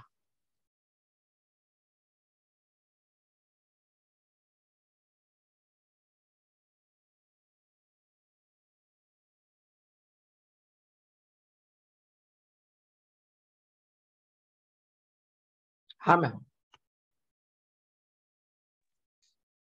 सर, मी डॉक्टर निर्मला तेलरांधे आणि नमस्ते।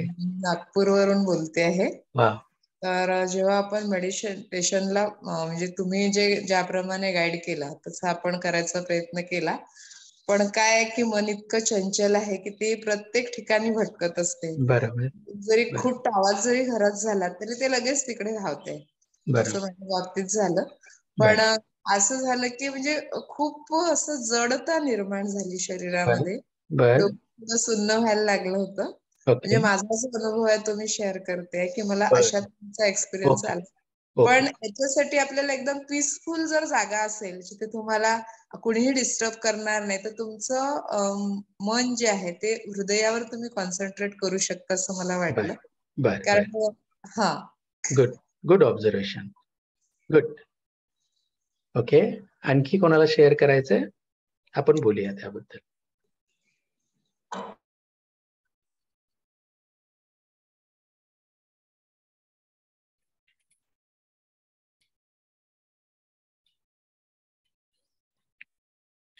आणखी कोणाला शेअर करायचंय? ध्यानानंतर काय फील झालं? चालेल, तोपर्यंत स्क्रीन शेअरिंग थांबवतोय सर? हा,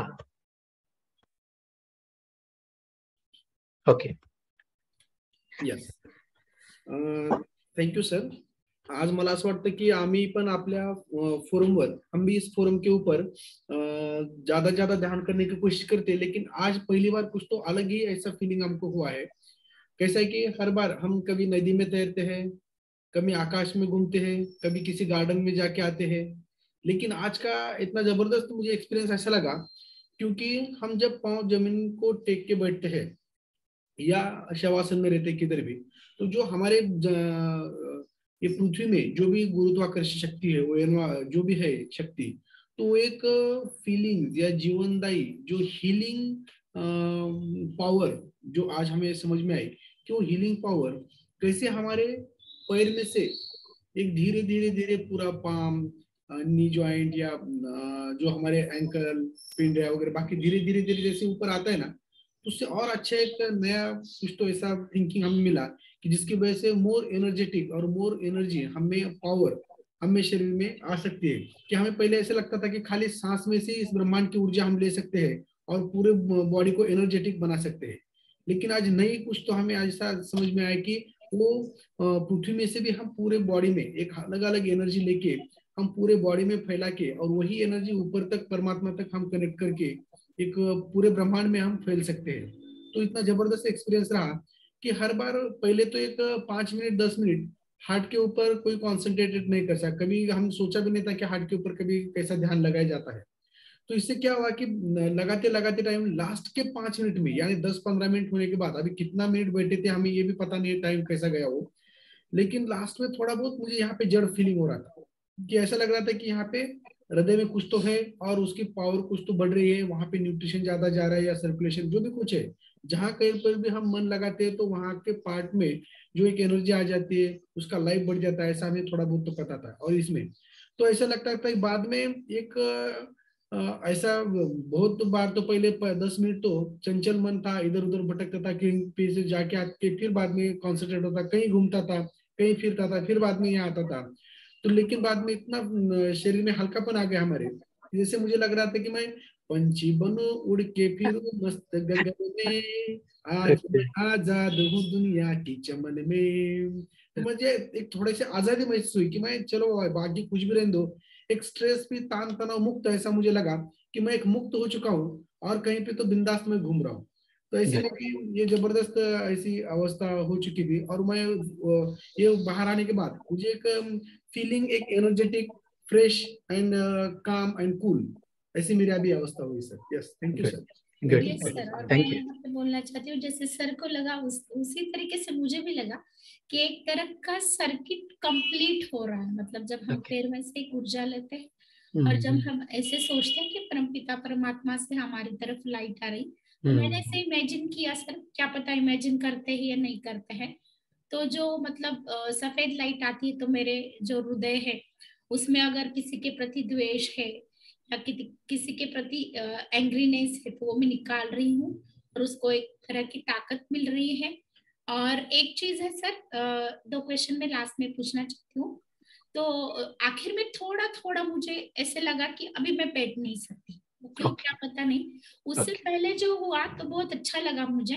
मतलब ऐसे लगा थोड़ी देर के लिए क्या मैं नींद में जा रही हूँ, या मेरे हाथ जो मैंने ऐसे रखे थे थोड़े से ऐसे हो रहे थे, तो शायद सब विचार थम गए थे या शरीर के प्रति कोई विचार नहीं था।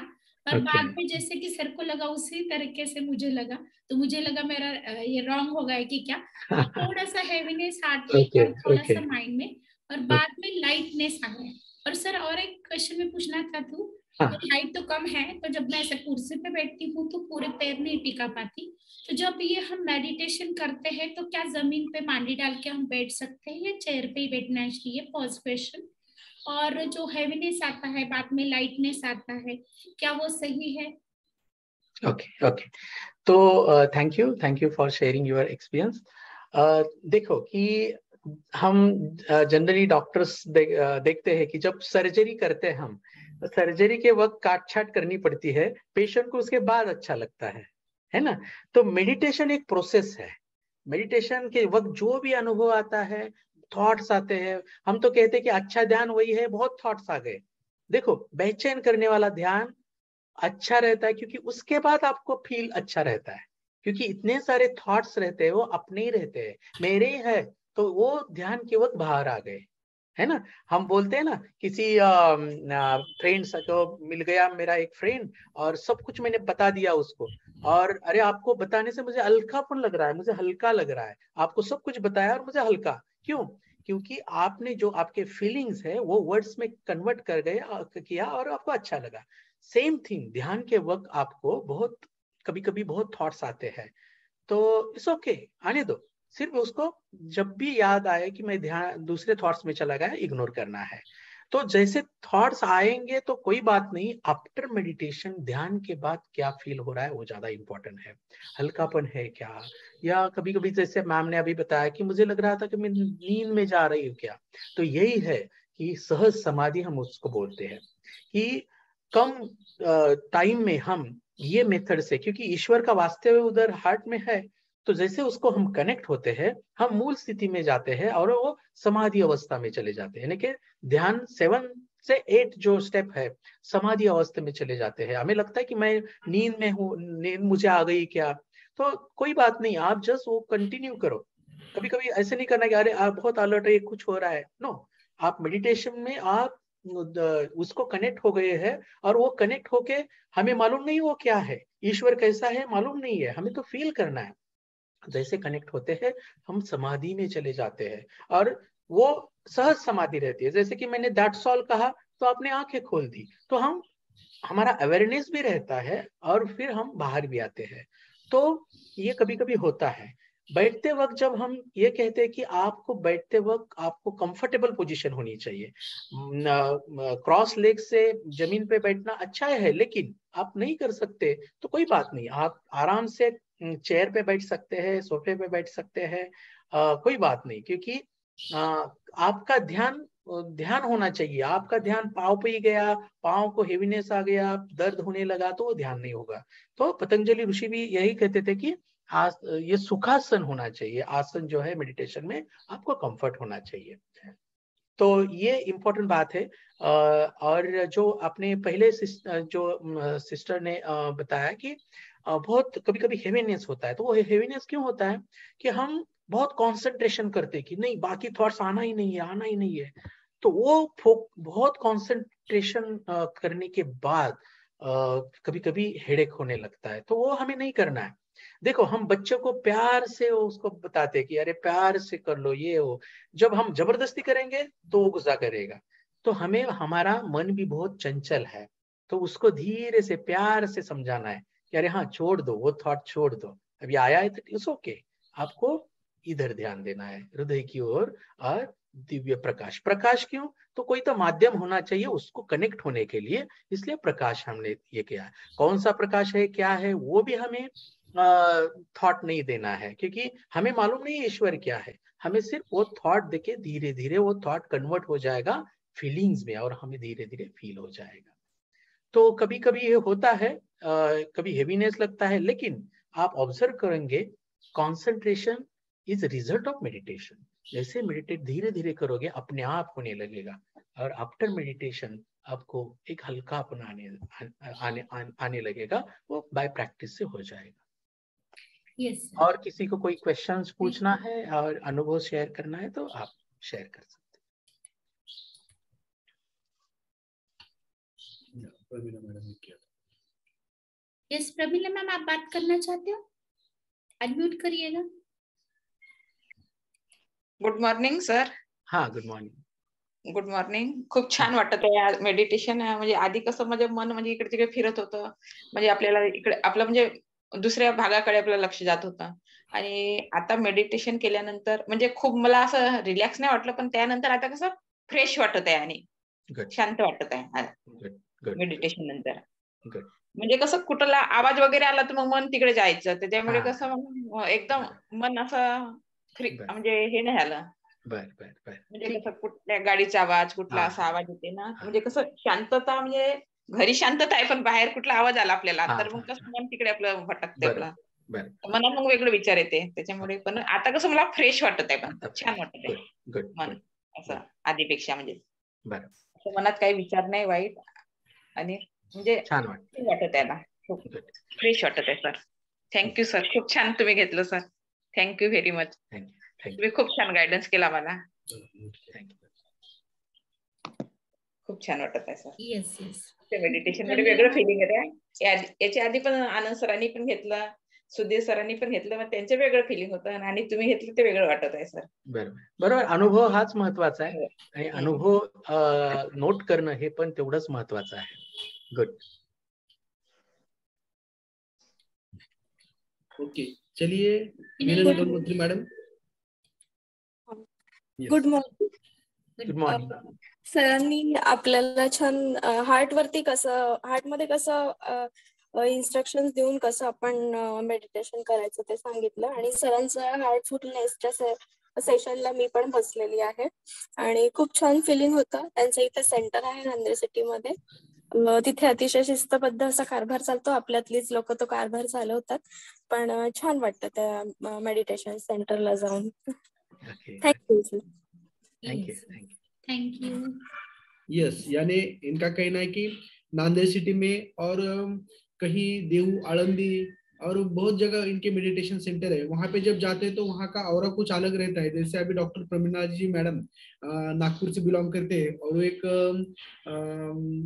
हमारे बीएमएस कॉलेज में प्राध्यापक बोल के काम करते हैं. उन्होंने भी एक्सपीरियंस अभी जो शेयर किया था तो जबरदस्त था कि उनका ही कहना वही है. तो उनको मैं ये कहना चाहूंगा कि सर से बात करके वहां कहीं पर भी ये हार्टफुलनेस का अगर सेंटर रहता है तो सर से आप वहां का एड्रेस लीजिए और वहां जाके और वहां का ऑरा में वहां के जो एनवायरनमेंट रहता है, एक सात्विक वातावरण रहता है, उसमें जाके अगर बैठ के हम डिवोशनली करते हैं तो और अच्छा हमें जब ये 80% यहाँ पे हमें अच्छा फील हुआ है तो वहाँ पे 100% हम वो पावर पा सकते हैं. Yes, thank you. सर के कहाँ पे सेंटर है महाराष्ट्र में, इंडिया में, तो ये भी अगर हमें व्हाट्सएप पे अगर डाल दिए तो हम हमारे ग्रुप के ऊपर शेयर करेंगे sir. Yes, thank you. Question है कि ऐसे कुछ है क्या कि जब अभी साउंड का बोले प्रमिला मैम ने कि अगर कोई साउंड आता है तो डिस्टर्ब होता है, तो हम जब बैठे थे तो शुरू में आए लेकिन बाद में कुछ भी आए नहीं. हाँ, तो ऐसे कुछ है कि साउंड का अगर हम स्वीकार करें तो उसकी तकलीफ नहीं होती है क्या? तो उसके लिए पहले ही कुछ मन को इंस्ट्रक्शन देना चाहिए या नहीं देना चाहिए सर? बराबर. तो यही तो हमें अचीव करना है. माइंड को हमें रेगुलेट करना है और रेगुलेट करके उसको कहाँ पे मोड़ देना है, ईश्वर की तरफ, यानी कि हृदय की ओर ध्यान देके एक थॉट में ये हमें प्रयास करना है और धीरे ये प्रैक्टिस से हो जाएगा. तो हमें इसलिए डेली हमें एक थोड़ी देर के लिए प्रैक्टिस करोगे तो धीरे धीरे जो भी आवाज वगैरह कुछ भी आने दो, आपका ध्यान अपने आप अंदर चला जाएगा. क्योंकि हमारे जो सेंस है ना, हम बोलते कि जहाँ ईश्वर को आपको अनुभव करना है तो आपको भूल जाना पड़ेगा. तो वो सब कुछ भूल जब जाएंगे तभी हम उसको फील करेंगे और ये धीरे धीरे बाय प्रैक्टिस से हो जाएगा. क्योंकि हम इग्नोर करने को लिए सीख देते हैं. आवाज आया इग्नोर करो, थॉट्स आया इग्नोर करो, और ये इग्नोर करके फिर कनेक्ट हो जाते हैं. जैसे आपने फील किया, बाद में कुछ भी नहीं पता चला. तो ये होता है कभी, और हर वक्त मेडिटेशन वैसे ही होगा ऐसे नहीं है, क्योंकि ये स्पिरिचुअल जर्नी है. जैसे हम जाते आगे आगे, हर गांव अलग अलग रहेगा, हर कंडीशन, स्पिरिचुअल कंडीशन अलग रहेगी, उसका अनुभव अलग रहेगा. तो हमें जस्ट वो मेथड करके खुद में अनुभव लेते रहना है. आफ्टर मेडिटेशन कैसे आपने ये फील किया, तो ये प्रैक्टिस से हो जाएगा धीरे धीरे. और इसके लिए ये थॉट जो आते हैं वो क्यों आते हैं, उसके लिए हम कल सेशन लेने वाले हैं. कल का सेशन है क्लीनिंग, आंतरिक शुद्धि. क्योंकि हमारे सब संत ने भी कहा है कि आंतरिक शुद्धि होनी चाहिए. जब आंतरिक शुद्धि ज्यादा से ज्यादा हो जाएगी, एक वैक्यूम क्रिएट हो जाएगा और वो डिवाइन एनर्जी अंदर हम रिसीव करेंगे. क्योंकि ईश्वर के लिए देने के लिए बहुत सारा है, लेकिन हमें वो वॅक्यूम क्रिएट करनी पडेगी. ती पोकळी आमच्या आत निर्माण झाली पाहिजे, ती आंतरिक शुद्धीने. ध्यानाच्या वेळेस जे जे विचार येतात ते कुठेतरी छाप असतात, आपलेच छाप आपण आत ठेवलेले असतात. काही घटना असतात, काही प्लॅनिंग असतं, आणि हेच हळूहळू ज्यावेळेस शांत बसतो त्यावेळेस बाहेर यायला लागतात. मग हे विचार जे आहेत किंवा जे ध्यानाच्या वेळेस जे विचार येतात यांना अजून कसं आपल्याला इग्नोर करून कनेक्ट होता येईल, तर त्यासाठी उद्याचा सेशन आहे. उद्याचा सेशन मी सगळ्यांना रिक्वेस्ट करेल की फार महत्वाचं आहे. शुद्धीकरण, आंतरिक शुद्धी फार महत्वाची आहे, आणि ती जर तुम्ही दररोज करायला लागलो आपण तर त्याचा इफेक्ट ध्यान अधिक चांगलं व्हायला लागेल. चांगलं ध्यान, वाईट ध्यान असं काहीच नाहीये. खरं तर ध्यान ही प्रोसेस आहे. बस त्या ईश्वरावरती ध्यान करत राहण्याची, आणि हळूहळू ती सवय, ज्यावेळेस आपण ध्यानामध्ये बाकी गोष्टीला दुर्लक्ष करायला लागतो, ही 15-20 मिनिटाची सवय आपल्याला दिवसभर राहायला लागते. ज्यावेळेस एखादी गोष्ट नकोय ते विचार ह्याच्या वेळी, आणि तरी आपण त्या विचारात गुंतत असेल, तिथे आपलं मन आपल्या ताब्यात नसते. ध्यानामुळे हळूहळू सवय लागायला लागते त्या गोष्टी दुर्लक्ष करायची आणि मेन गोष्टीकडे फोकस करण्याची. तर हा ध्यानाचा फायदा आहे. आणि ध्यान आपण त्या ईश्वरावरती करतोय सतत, आणि ती सवय हळूहळू दिवसभर राहायला लागते आणि प्रत्येक गोष्ट आपण त्याच्या स्मरणात करायची हळूहळू सवय व्हायला लागते. तर ह्या गोष्टी हळूहळू नक्कीच प्रॅक्टिसने होईल. आणि त्यासाठी उद्याचा सेशन फार महत्वाचा राहील की शुद्धीकरण कसं करता येईल, आणि हे विचार जे काही आपल्या आत छाप आहेत, हे छाप अजून आपण कसे काढता येईल. Thank you. यस, तो हमारे सीनियर मेंटर्स अनिल सर कुछ बात करना चाहेंगे. Yes, thank you sir. Yes, doctor Rajesh सरने खूप चांगल्या प्रकारे म्हणजे माहिती पण दिली आणि घेतलं पण. थोडंसं मी अगोदर थोडंसं बसलो होतो, पण थोडंसं डिस्टर्ब झाल्यामुळे मला परत काही थोडंसं जसं म्हणलात की शांत तो राहिलेलेच नाही. कारण थोडंसं घराला कलकलाट म्हणा, देवकाची घंटी म्हणा, कारण मन तिथं राहतच नाही, लगे विचलित. कारण मन कसं एका ठिकाणी थांबत नाहीये, विचलित होतं. जरा जरी आवाज आला, आपण किती जरी असं धरून त्याला आणून असं प्रयत्न केला, बसण्याचा त्याला प्रयत्न केला, तरी पण ते होतच नव्हतं. मी म्हणलं ठीक आहे, आपण नुसतं फक्त सर काय फक्त ऐकण्याचं मी फक्त काम केले आज. आणि तुमचे जे उद्या 2 आणि उद्या परवा जे सेशन आहे ते नक्की मी असं साऊंड म्हणजे मला त्याचे डिस्टर्ब होणार नाही असं मी करण्याचा प्रयत्न करेन सर. खूप चांगल्या प्रकारे. नक्कीच. मी नेहमी मनाला उपमा अवखळ घोड्याची देतो है ना. अवखळ घोडा जो असतो त्याला जर ताळ्या आणायचा असेल तर त्याच्यावरच बसावं लागतंय, आणि त्या घोड्यावर बसूनच तो बरोबर ताळ्यावरती येतो. मन पण आपलं असंच अवखळ चंचल आहे, आणि म्हणून या मनाचाच वापर करून मनाच्याच माध्यमातून आपल्याला त्याला ताळ्यावरती आणायचंय, आणि तोच आपला हा प्रयत्न आहे ध्यानाच्या माध्यमातून. Yes, thank you sir.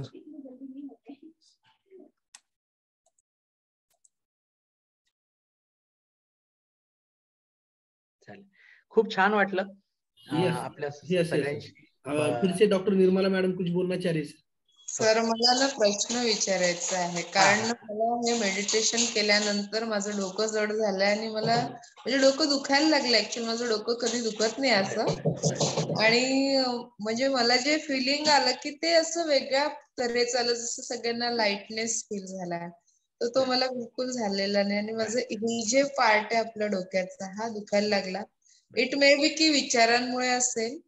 पण आणि अजून एक मला विचारायचं की सर, जसं तो आपण बसून मेडिटेशन करायला सांगितलेलं आहे, तर आपण झोपून सुद्धा करू शकू का? म्हणजे जी कम्फर्टेबल आणि रिलॅक्स पोझिशन आपण घेऊ शकतो, तर असं पण एक मला प्रश्न आहे. बर, ठीक आहे. तेच मी जे मगाशी सांगितलं की खूप आपण ज्यावेळेस खूपच कॉन्सन्ट्रेट करतो, विचार येऊच द्यायचे नाहीयेत असं ज्यावेळेस खूप प्रयत्न करतो ओढून ताणून, त्यावेळेस डोकं दुखायला लागतं. म्हणून आपण सहज करायचंय. आले विचार येऊ द्यात, कारण विचार हे येतच असतात. इतर वेळी पण चालूच असतात विचार, कित्येक हजारो विचार दिवसभरात येत असतात. पण आपण ध्यानात केल्यावर त्यातलं आपल्याला वाटतं अरे मला खूप विचार आले. तसं काहीच नाहीये, विचार हे सतत चालूच असतात. फक्त आपल्याला सहज करायचंय, सहज त्यांना इग्नोर करायचंय. त्यावेळेस आपण खूप फोकस करतो की नाही एकही नको विचार यायला, नको यायला, असं ज्यावेळेस करतो मग गडबड व्हायला लागते आणि मग डोकं दुखायला लागतं. पण होईल ते, हळूहळू ते कमी होऊन जाईल, काहीच प्रश्न नाही. दुसरा जो तुमचा क्वेश्चन होता तो जो आहे की झोपून करायचं का, तर ध्यान हे आपण जनरली बसूनच करतो. बसून तुम्ही कम्फर्टेबल पोझिशन मध्ये बसा, हवं तर सपोर्ट घेऊ शकता पाठीला, पण डोकं नाही टेकवायचं आणि लाईंग पोझिशनला ध्यान नाही करायचं, कारण आपल्याला मग ते झोप येऊ शकते. कारण झोप आपल्याला नकोय, आपल्याला मेडिटेशन करायचंय, म्हणून लाईंग पोझिशन आपण नाही सांगत. झोपून आपण मेडिटेशन नाही करत, बसूनच मेडिटेशन करतो. हा, बसताना तुम्ही चेअरवर बसू शकता, मांडी घालून बसू शकता, पण बसूनच करायचं. बरोबर आहे सर. काय तुम्ही जे म्हटलं ना की ओढून ताडून जे मी विचार आले की कुठलेच विचार येऊ नये, नक्की विचार केला, आणि त्यामुळे कदाचित मला स्ट्रेस येऊ लागला. हा, हे करेक्ट, बरोबर आहे, हे ऑब्झर्वेशन. Okay sir, thank you. आणि झोपून करायचं नाही हे पण एक उत्तम कळलं, कारण मी सुरुवातीला विचार केला की आपण रिलॅक्स व्हायसाठी असं पोझिशन घ्यावी, पण तुम्ही जसं म्हटलं की बसून कम्फर्टेबली बसा, तर तसं बसल्यानंतर मी तुम्ही जे म्हटलं की विचार आले तर येऊ द्यात, त्यांना जाऊ द्या, पण स्वतःला म्हणजे त्याला जबरदस्ती करायची नाही की बरे विचार, तसं केलं म्हणून डोकं दुखलं नाही. आता मी तुमचं हे ऐकल्यानंतर माझं डोकं दुखणं कमी झालं. माइंडवर कसा इम्पॅक्ट देता ते त्याप्रमाणे वागतं. अगदी बरोबर. Thank you sir, thank you. खूप छान म्हणजे कळलं की काय करायला पाहिजे आणि काय नाही करायला पाहिजे. कारण कसं की जबरदस्तीने केलेली गोष्ट कधीच आपण पूर्ण करू शकत नाही. आणि सहज सहज होत जाणाऱ्या गोष्टी म्हणजे सहज योग जर तुम्ही केला तर तुम्ही जास्त चांगल्या तऱ्हेने तो करू शकता. असं याचं एक फलित आहे असं मी म्हणेन. सर, आणि खूप सुंदर म्हणजे सेशन तर अल्टिमेट होता. Thank you for your guidance. Thank you. और मैं यहाँ पे बोलना चाहती हूँ कि जिस तरीके का हमारा जो फ्रेश एनर्जी ड्रिंक है, जो शरीर को डिटॉक्सिफाई करता है या क्लींस करता है, उसी तरीके से सर ने जो आज हमें मेडिटेशन सिखाया है, हार्टफुलनेस मेडिटेशन, तो वो शायद हमारे चित्त को, हमारे मन को या हमारे हृदय को क्लीन करता है, ऐसे मुझे लगता है. यस.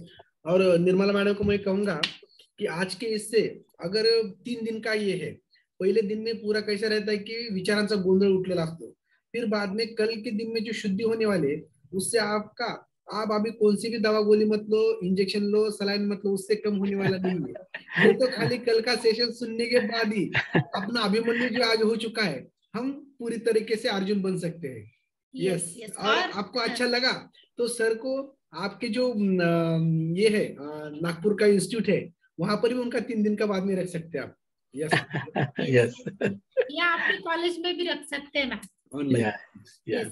और यहाँ पे एक क्वेश्चन आया है सर, हमारे सीनियर कोच है श्रेया मैम, तो उन्होंने बोला है की माइंड इन्स्ट्रक्शन्स आता तुम्ही दिल्या सर, पण जेव्हा आपण इंडिव्हिज्युअली करणार तेव्हा करताना कसं करायचं ते सांगा.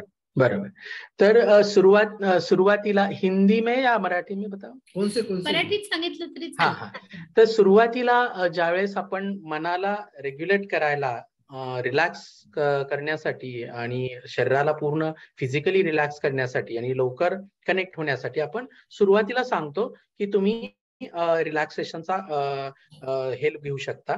आणि हे हार्टफुलनेस रिलॅक्सेशन युट्यूब वर जर तुम्ही टाकलं तर सगळ्या लँग्वेज मध्ये आहे. युट्यूब वरती आहे किंवा heartfulness.org त्याच्यावरती पण आहेत, मराठी, हिंदी, इंग्लिश. तर तुम्ही ती जी ऑडिओ क्लिप आहे ती सुरुवातीला लावू शकता आणि त्यानुसार गायडेड रिलॅक्सेशन करून मेडिटेशन करू शकता. किंवा एकदा जर तुम्हाला कळालं किंवा मी ग्रुपवरती शेअर करेल, तुम्ही एकदा जरी वाचलं ते तर तुम्ही स्वतः तुम्ही रिलॅक्सेशन सुरुवातीला करू शकता, स्वतः फील करू शकता, प्रत्येक स्वतः सजेशन देऊ शकता.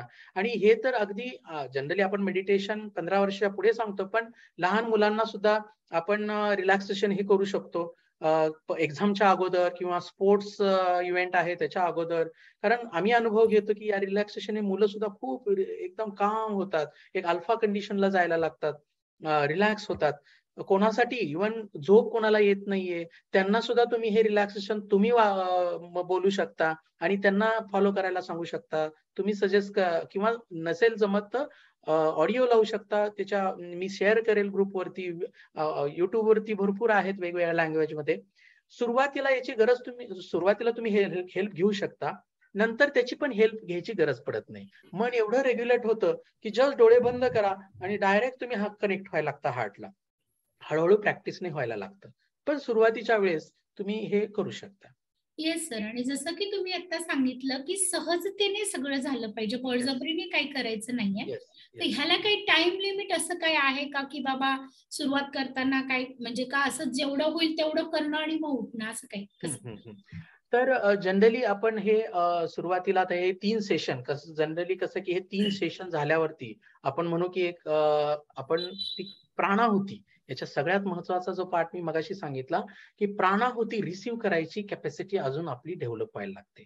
की हे हार्टफुलनेसचं फार मोठं वैशिष्ट्य आहे. ही प्राणाहुती सहजासहजी मिळत नाही, पण यामध्ये या 3 सेशन मध्ये ती प्राणाहुती रिसीव्ह करायची कॅपॅसिटी आपली निर्माण होते. म्हणून हे 3ही सेशन करणं फार महत्वाचं आहे प्रत्येकाने.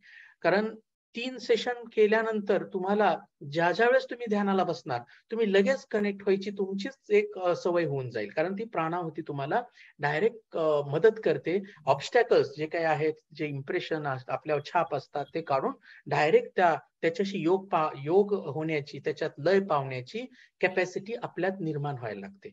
त्यामुळे मग हळूहळू तुम्ही जास्तीत जास्त आम्ही सांगतो की एक सुरुवात तुम्ही 15 मिनिटांनी करा, अर्धा तास हळूहळू वाढवा आणि जास्तीत जास्त ध्यान तुम्ही 1 तास करू शकता. 1 तासापेक्षा एका वेळी जास्त आपण सांगत नाही. 1 तासाच्या पुढे ध्यान एका वेळी नाही करायचं. जास्तीत जास्त 1 तास, पण त्याची सुरुवात तुम्ही 15-20 मिनिटांनी करू शकता. Yes sir. आणि 2 क्वेश्चन्स आलेत, एकच मिनिट. तर टाइमचं तर सरांनी आता सांगितलं श्रेया मॅम. येस. हा, वेळ आपण म्हणाल तर सकाळी पहाटे केले तर अधिक उत्तम, सूर्योदयापूर्वी ध्यान केलं तर अधिक उत्तम. कारण सूर्योदय होण्या अगोदर जर ध्यान केलं तर त्याचा खूप फायदा असतो, कारण त्या काळामध्ये आपली चंद्रनाडी ऍक्टिव्ह असते आणि ती चंद्रनाडी एनर्जी रिसीव्ह करत असते. ते रिसीव्ह पण करतो आणि प्राणाहुती पण मिळते, त्यामुळे डबल बेनिफिट मिळतो.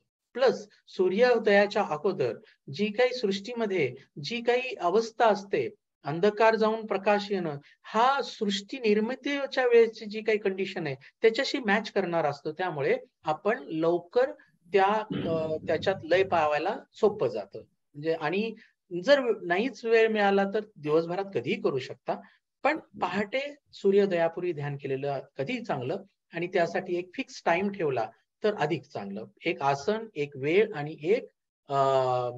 एक आसन, एक वेळ आणि काय म्हणू आपण की एक जागा सुद्धा आपण एक फिक्स केली तर ती अजून चांगली. कारण आपण कुठे डायनिंग टेबलला बसले की भूक लागते, कारण ते फिलिंग तयार होतात. ऑफिसमध्ये गेले की ते विचार सुरू होतात. तसं एक जागा जर ध्यानाची आपण केली तर त्या ध्यानाच्या जागेत गेल्या गेल्या आपण त्या कंडिशन मध्ये लगेच जायला लागतो, कारण ते तिथे एक वातावरण तयार झालेलं असतो, आपला वेळ वाचतो. त्यामुळे एक जागा, एक वेळ आणि एक आसन हे केलं तर लवकर आपण ध्यानात जायला लागतो. Yes sir. आणि आता आपल्या कॉलवर काही अशी लोक आहेत की जे टीचर आहेत, मग त्यांना सकाळी थोडीशी घाई असते, म्हणजे उरकून काही ट्रॅव्हलिंग करून दुसऱ्या प्लेसला जायला लागतं. तर अशी लोक समजा ते स्कूल मधनं वापस आल्यानंतर एका जागी बसून करू शकतात? करू शकतात. ध्यान तुम्ही कधीही करू शकता. त्याला काही असं हे रिस्ट्रिक्शन काहीच नाहीये. बस आपल्या हृदयात तो आहे. डोळे बंद करा आणि जस्ट त्याला फील करा, कधीही कुठेही. बघा, आपण मंदिरामध्ये जातो, मंदिरामध्ये गेल्यानंतर पूर्वीचे काळी हेमाडपंथी मंदिर, आत अंधार असायचा, कुठेतरी दिवा आत गेला तर ते पण सरेंडर होऊन आत जातो.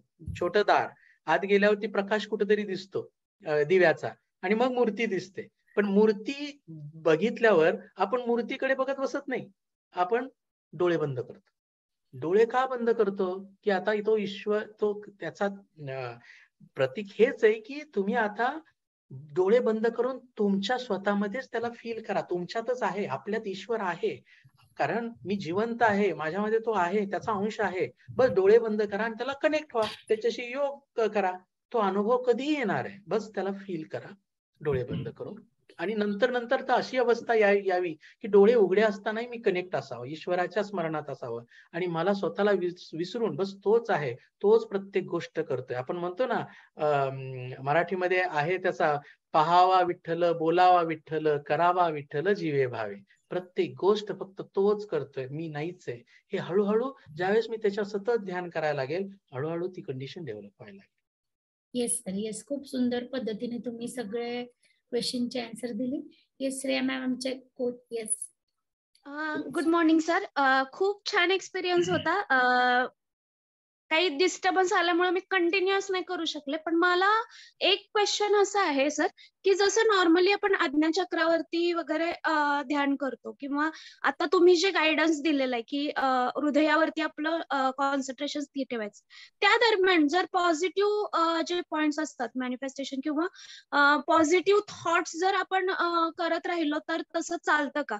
कारण आतापर्यंतच्या म्हणजे एक्सपिरियन्सने किंवा आतापर्यंत जेव्हा केलं तर असे बरेच जणांचे गायडन्स आलेले आहेत की तुम्ही पॉझिटिव्ह विचार करत राहिले तर तसं तुम्हाला जशी ही सृष्टी देत राहते.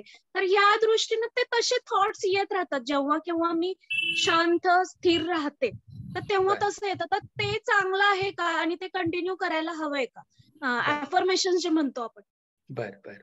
Okay, good question. तर पहिली गोष्ट म्हणजे की ध्यान करण्याच्या खूप साऱ्या मेथड्स आहेत. जसं आज्ञाचक्रावरती ध्यान केलं जातं, काही वेळेस सहस्रदल कमल, टॉप ऑफ द हेड सहस्रदल वरती करतात, काही टिप ऑफ द फिंगर करतात, काही टिप ऑफ द नोज करतात, काही अंबेलिकल वरती करतात, आणि इथं आपण हृदयावरती, काही श्वासावरती करतात. प्रत्येक वेगळ्या खूप साऱ्या मेथड आहेत. तर या प्रत्येक मेथडचे वेगळे मिनिंग आहे किंवा त्याचे फायदे वेगवेगळे आहेत. आपण कशासाठी करतो हे आपण ठरवायचं, आपलं गोल काय आहे हे जास्त महत्वाचं. ज्यावेळेस म्हणजे महाभारताच्या काळामध्ये पॉवर्स मिळणं गरजेचं होतं आणि त्यावेळेस त्या पॉवर्स कुठून मिळतात, तर आज्ञाचक्रावरती ध्यान केल्यावरती पॉवर्स मिळतात. मग त्या पॉवर्स मिळवायचे असतील तर त्यावेळेस श्रीकृष्णाने तिथे आपल्याला तिथे सांगितलं होतं की आज्ञाचक्रावरती ध्यान करा. आत्ताच्या ह्याच्यामध्ये आपल्याला पॉवर्स म्हणजे आपल्याला कुठे युद्ध वगैरे करायचं नाही, आपल्याला एक प्रायोरिटीज त्या नाहीयेत. बरोबर. हा, आपल्याला प्रेमळ बनायचंय, आपल्याला एक ट्रान्सफॉर्मेशन स्वतःमध्ये करायचंय, एक डिवाइन पर्सन व्हायचंय, डिवाइन ह्युमन बिईंग व्हायचंय आणि ते प्रेमाशिवाय होणार नाहीये. आणि प्रेमळ बनणं हे हृदयावरती ध्यान केल्यावरती प्रेमळ बनतं, हे आता प्रूव्हिंग व्हायला लागले. त्याचे खूप सारे रिसर्च येत आहेत. शरीरामध्ये वेगवेगळे हार्मोन्स जे आणखी वाढतात, त्याचं जे काही मेन हे आहे ते हृदयावरती ध्यान केल्यावरती. हृदयावर ध्यान केल्यावरती एक आपल्यामध्ये कोहरन्स क्रिएट होतो, जो एका स्लाइड मध्ये मी दाखवला. कोहरन्स मध्ये हार्ट आणि ब्रेन, हार्ट जे सांगतं ते ब्रेन कॅच करायला लागतं. आणि मग त्यावेळेस ज्यावेळेस तुम्हाला सवय लागायला लागते हळूहळू हृदयावर ध्यान करून, त्यावेळेस तुम्हाला योग्य डिसिजन घ्यायला यायला लागतात, योग्य विचार यायला लागतात. जसं तुम्ही म्हटला, या क्षणी योग्य विचार काय तो त्यावेळेस जर आपल्याला हृदय सांगायला लागलं तर आपण त्याचं फॉलो करू शकू. आणि त्यामुळे योग्य त्या ठिकाणी योग्य ते डिसिजन घेतल्यामुळे आपला बराचसा गोष्ट योग्य होईल आणि आपली डेस्टिनी जशी पाहिजे तशी व्हायला लागेल. आपण आयुष्यामध्ये कुठल्या गोष्टी न चुकता हळूहळू हृदयाचं गायडन्स घेऊन करायला लागू. त्यामुळे positive thinking, negative thinking, whatever जे आहे, प्रत्येकाच्या दृष्टीने पॉझिटिव्ह थिंकिंग वेगळं असू शकतं. त्यामुळे मी म्हणेल की कुठला विचार योग्य आहे हे हृदयालाच विचारावं. एखादा विचार घ्यावा आणि तो विचार केल्यावर किंवा ती ऍक्शन केल्यावर हृदय काय हेवी होतंय, हलका आहे हे फील करावं आणि मग पुढे जावं. कारण तोच आपल्याला गाईड करू शकतो. आयुष्यामध्ये आपल्या बरोबर सतत असणारा ते हृदय आहे, कारण त्याच्यात ते आणि त्याचं वास्तव्य आहे आणि तो नक्की योग्य ते डिसिजन आपल्याला घ्यायला लागेल. आणि आपलं, जसं मी सुरुवातीला म्हटलं की आपलं गोल जे आहे ते हायेस्ट असायला पाहिजे. ज्यावेळेस आपण क्लासमध्ये पहिला नंबर मिळवायचा त्यावेळेस कुठे 75% पडतात, 75%च मिळवायचे म्हटलं तर पास होतो, पासच व्हायचं म्हटलं तर विषय राहतात. त्यापेक्षा हायेस्ट गोल, की जसं अर्जुनाने श्रीकृष्णाला श्रीकृष्णच मागितला, दुर्योधनाने सगळं मागितलं बाकीचं, पण रिझल्ट काय, ज्याच्याकडे ईश्वर आहे तोच विनर. रिझल्ट तो आपला महाभारतात आपण बघितला. त्यामुळे आपण आता ध्येय काय मानतोय, बस त्याच्यासारखं बनायचंय, ईश्वरासारखं बनायचं, हे माझं हायेस्ट गोल आहे. बेनिफिट्स त्याचे भरपूर आहेत, पण माझं गोल हायेस्ट असायला पाहिजे, बस तोच पाहिजे मला. आणि म्हणून आपण त्याच्यावर ध्यान करतो. तो कसा माहिती नाहीये, पण त्याचा ठकठक सतत हृदयात आहे की जे मी जिवंत असण्याचं प्रतीक आहे. आणि म्हणून आपण त्याच्यावरती ध्यान करतो आणि त्याला जाणून घ्यायचा प्रयत्न करतो, फील करायचा प्रयत्न करतो, कारण तो अनुभवानेच येऊ शकतो. Thank you so much sir. आणि नक्की आम्हाला आवडेल, दिघीमध्ये तुम्ही जे म्हटले, मी नक्की ट्राय करेल की मी व्हिजिट करेल तिथं आणि तो फील घ्यायला पण मला खूप, कारण तो ऑरा अनुभवल्यानंतर जो काही येणार आहे फील तो नक्कीच वेगळा असणार आहे. Thank you so much sir. खूप छान मोलाचं मार्गदर्शन केलं तुम्ही. थँक्यू. आणि जे कन्फ्युजन होतं की मी काय एक्झॅक्ट करायला पाहिजे, तर ते मला आता सॉर्ट आउट झालं. Thank you sir. आणि मॅम तुम्ही पुण्यातच राहता तर नक्की एकदा सरांना पण तुम्ही भेटू शकता.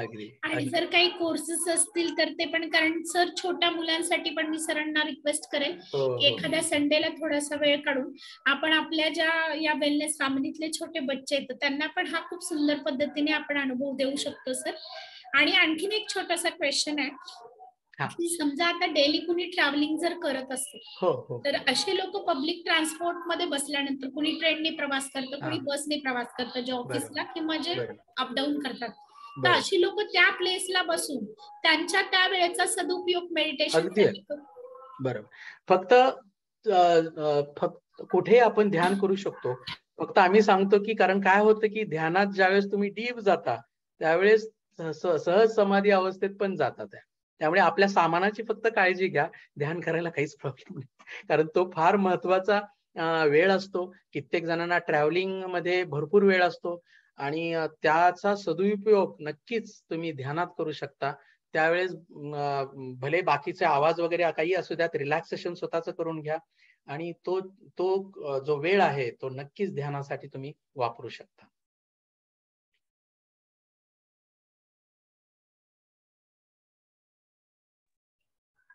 Thank you sir, thank you.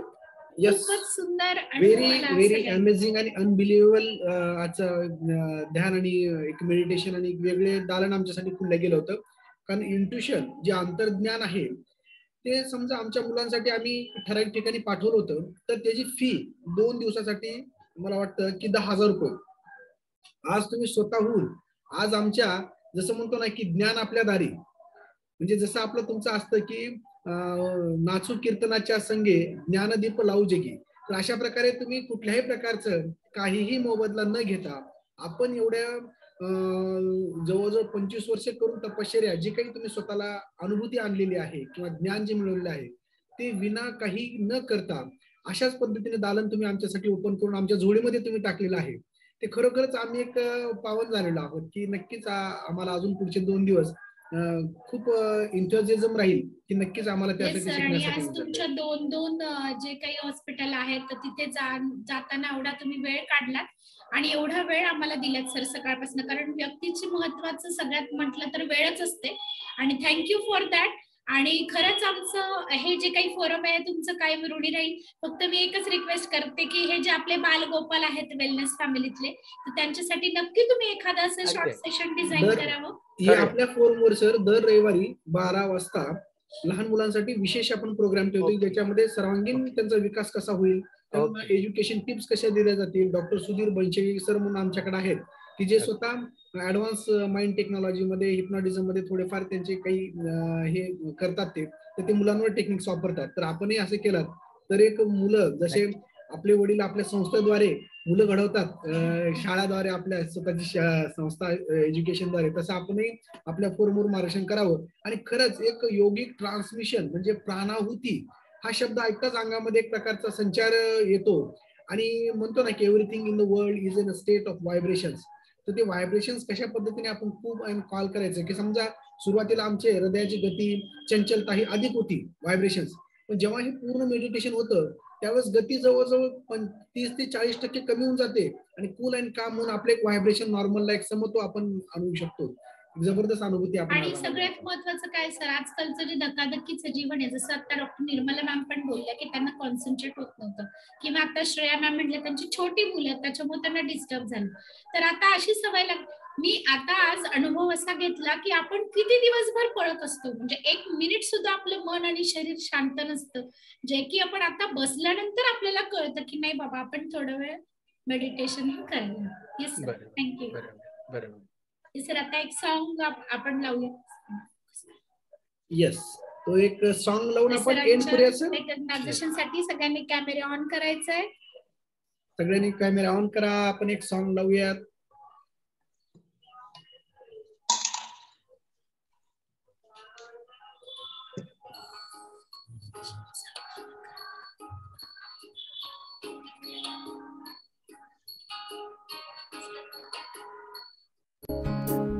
ये मत कहो खुदा से मेरी मुश्किलें बड़ी हैं, ये मत कहो खुदा से मेरी मुश्किलें बड़ी हैं, ये मुश्किलों से कह दो मेरा खुदा बड़ा है।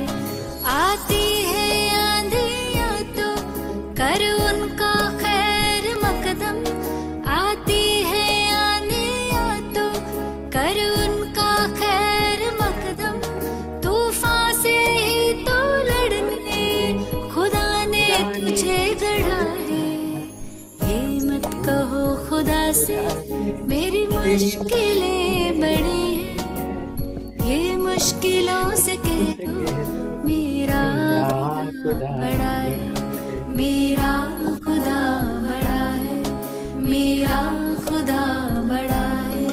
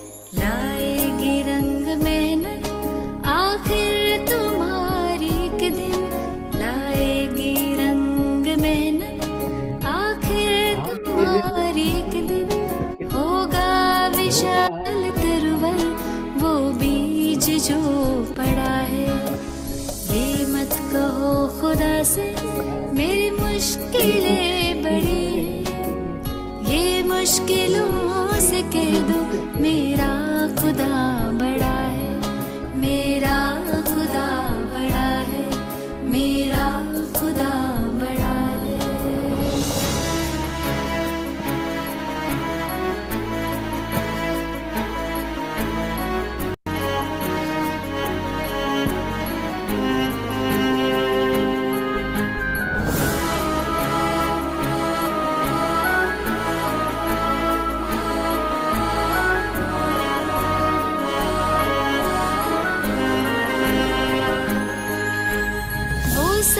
शक्तियों से जब साथ है हमारे, वो सर्व शक्तियों से जब साथ है हमारे, हर काम उसके रहते हरगिज़ हुआ पड़ा है।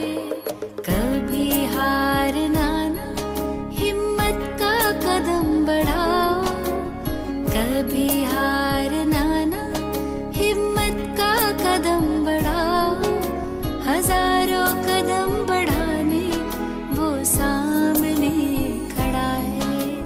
ये मत कहो खुदा से मेरी मुश्किलें बड़ी हैं, ये मुश्किलों से कह दो मेरा खुदा बड़ा है, ये मुश्किलों से कह दो मेरा खुदा बड़ा है, मेरा खुदा बड़ा है, मेरा खुदा बड़ा है, मेरा खुदा बड़ा है। यस यस, तो बहुत ही अच्छा सेशन हुआ है और कल किसी ने भी मिस नहीं करना है, कल और परसों और इसके आगे जो सर ने बताया है कि अभी और गहन हमें अनुभूति करनी है। और आज शाम के सेशन में भी किसी ने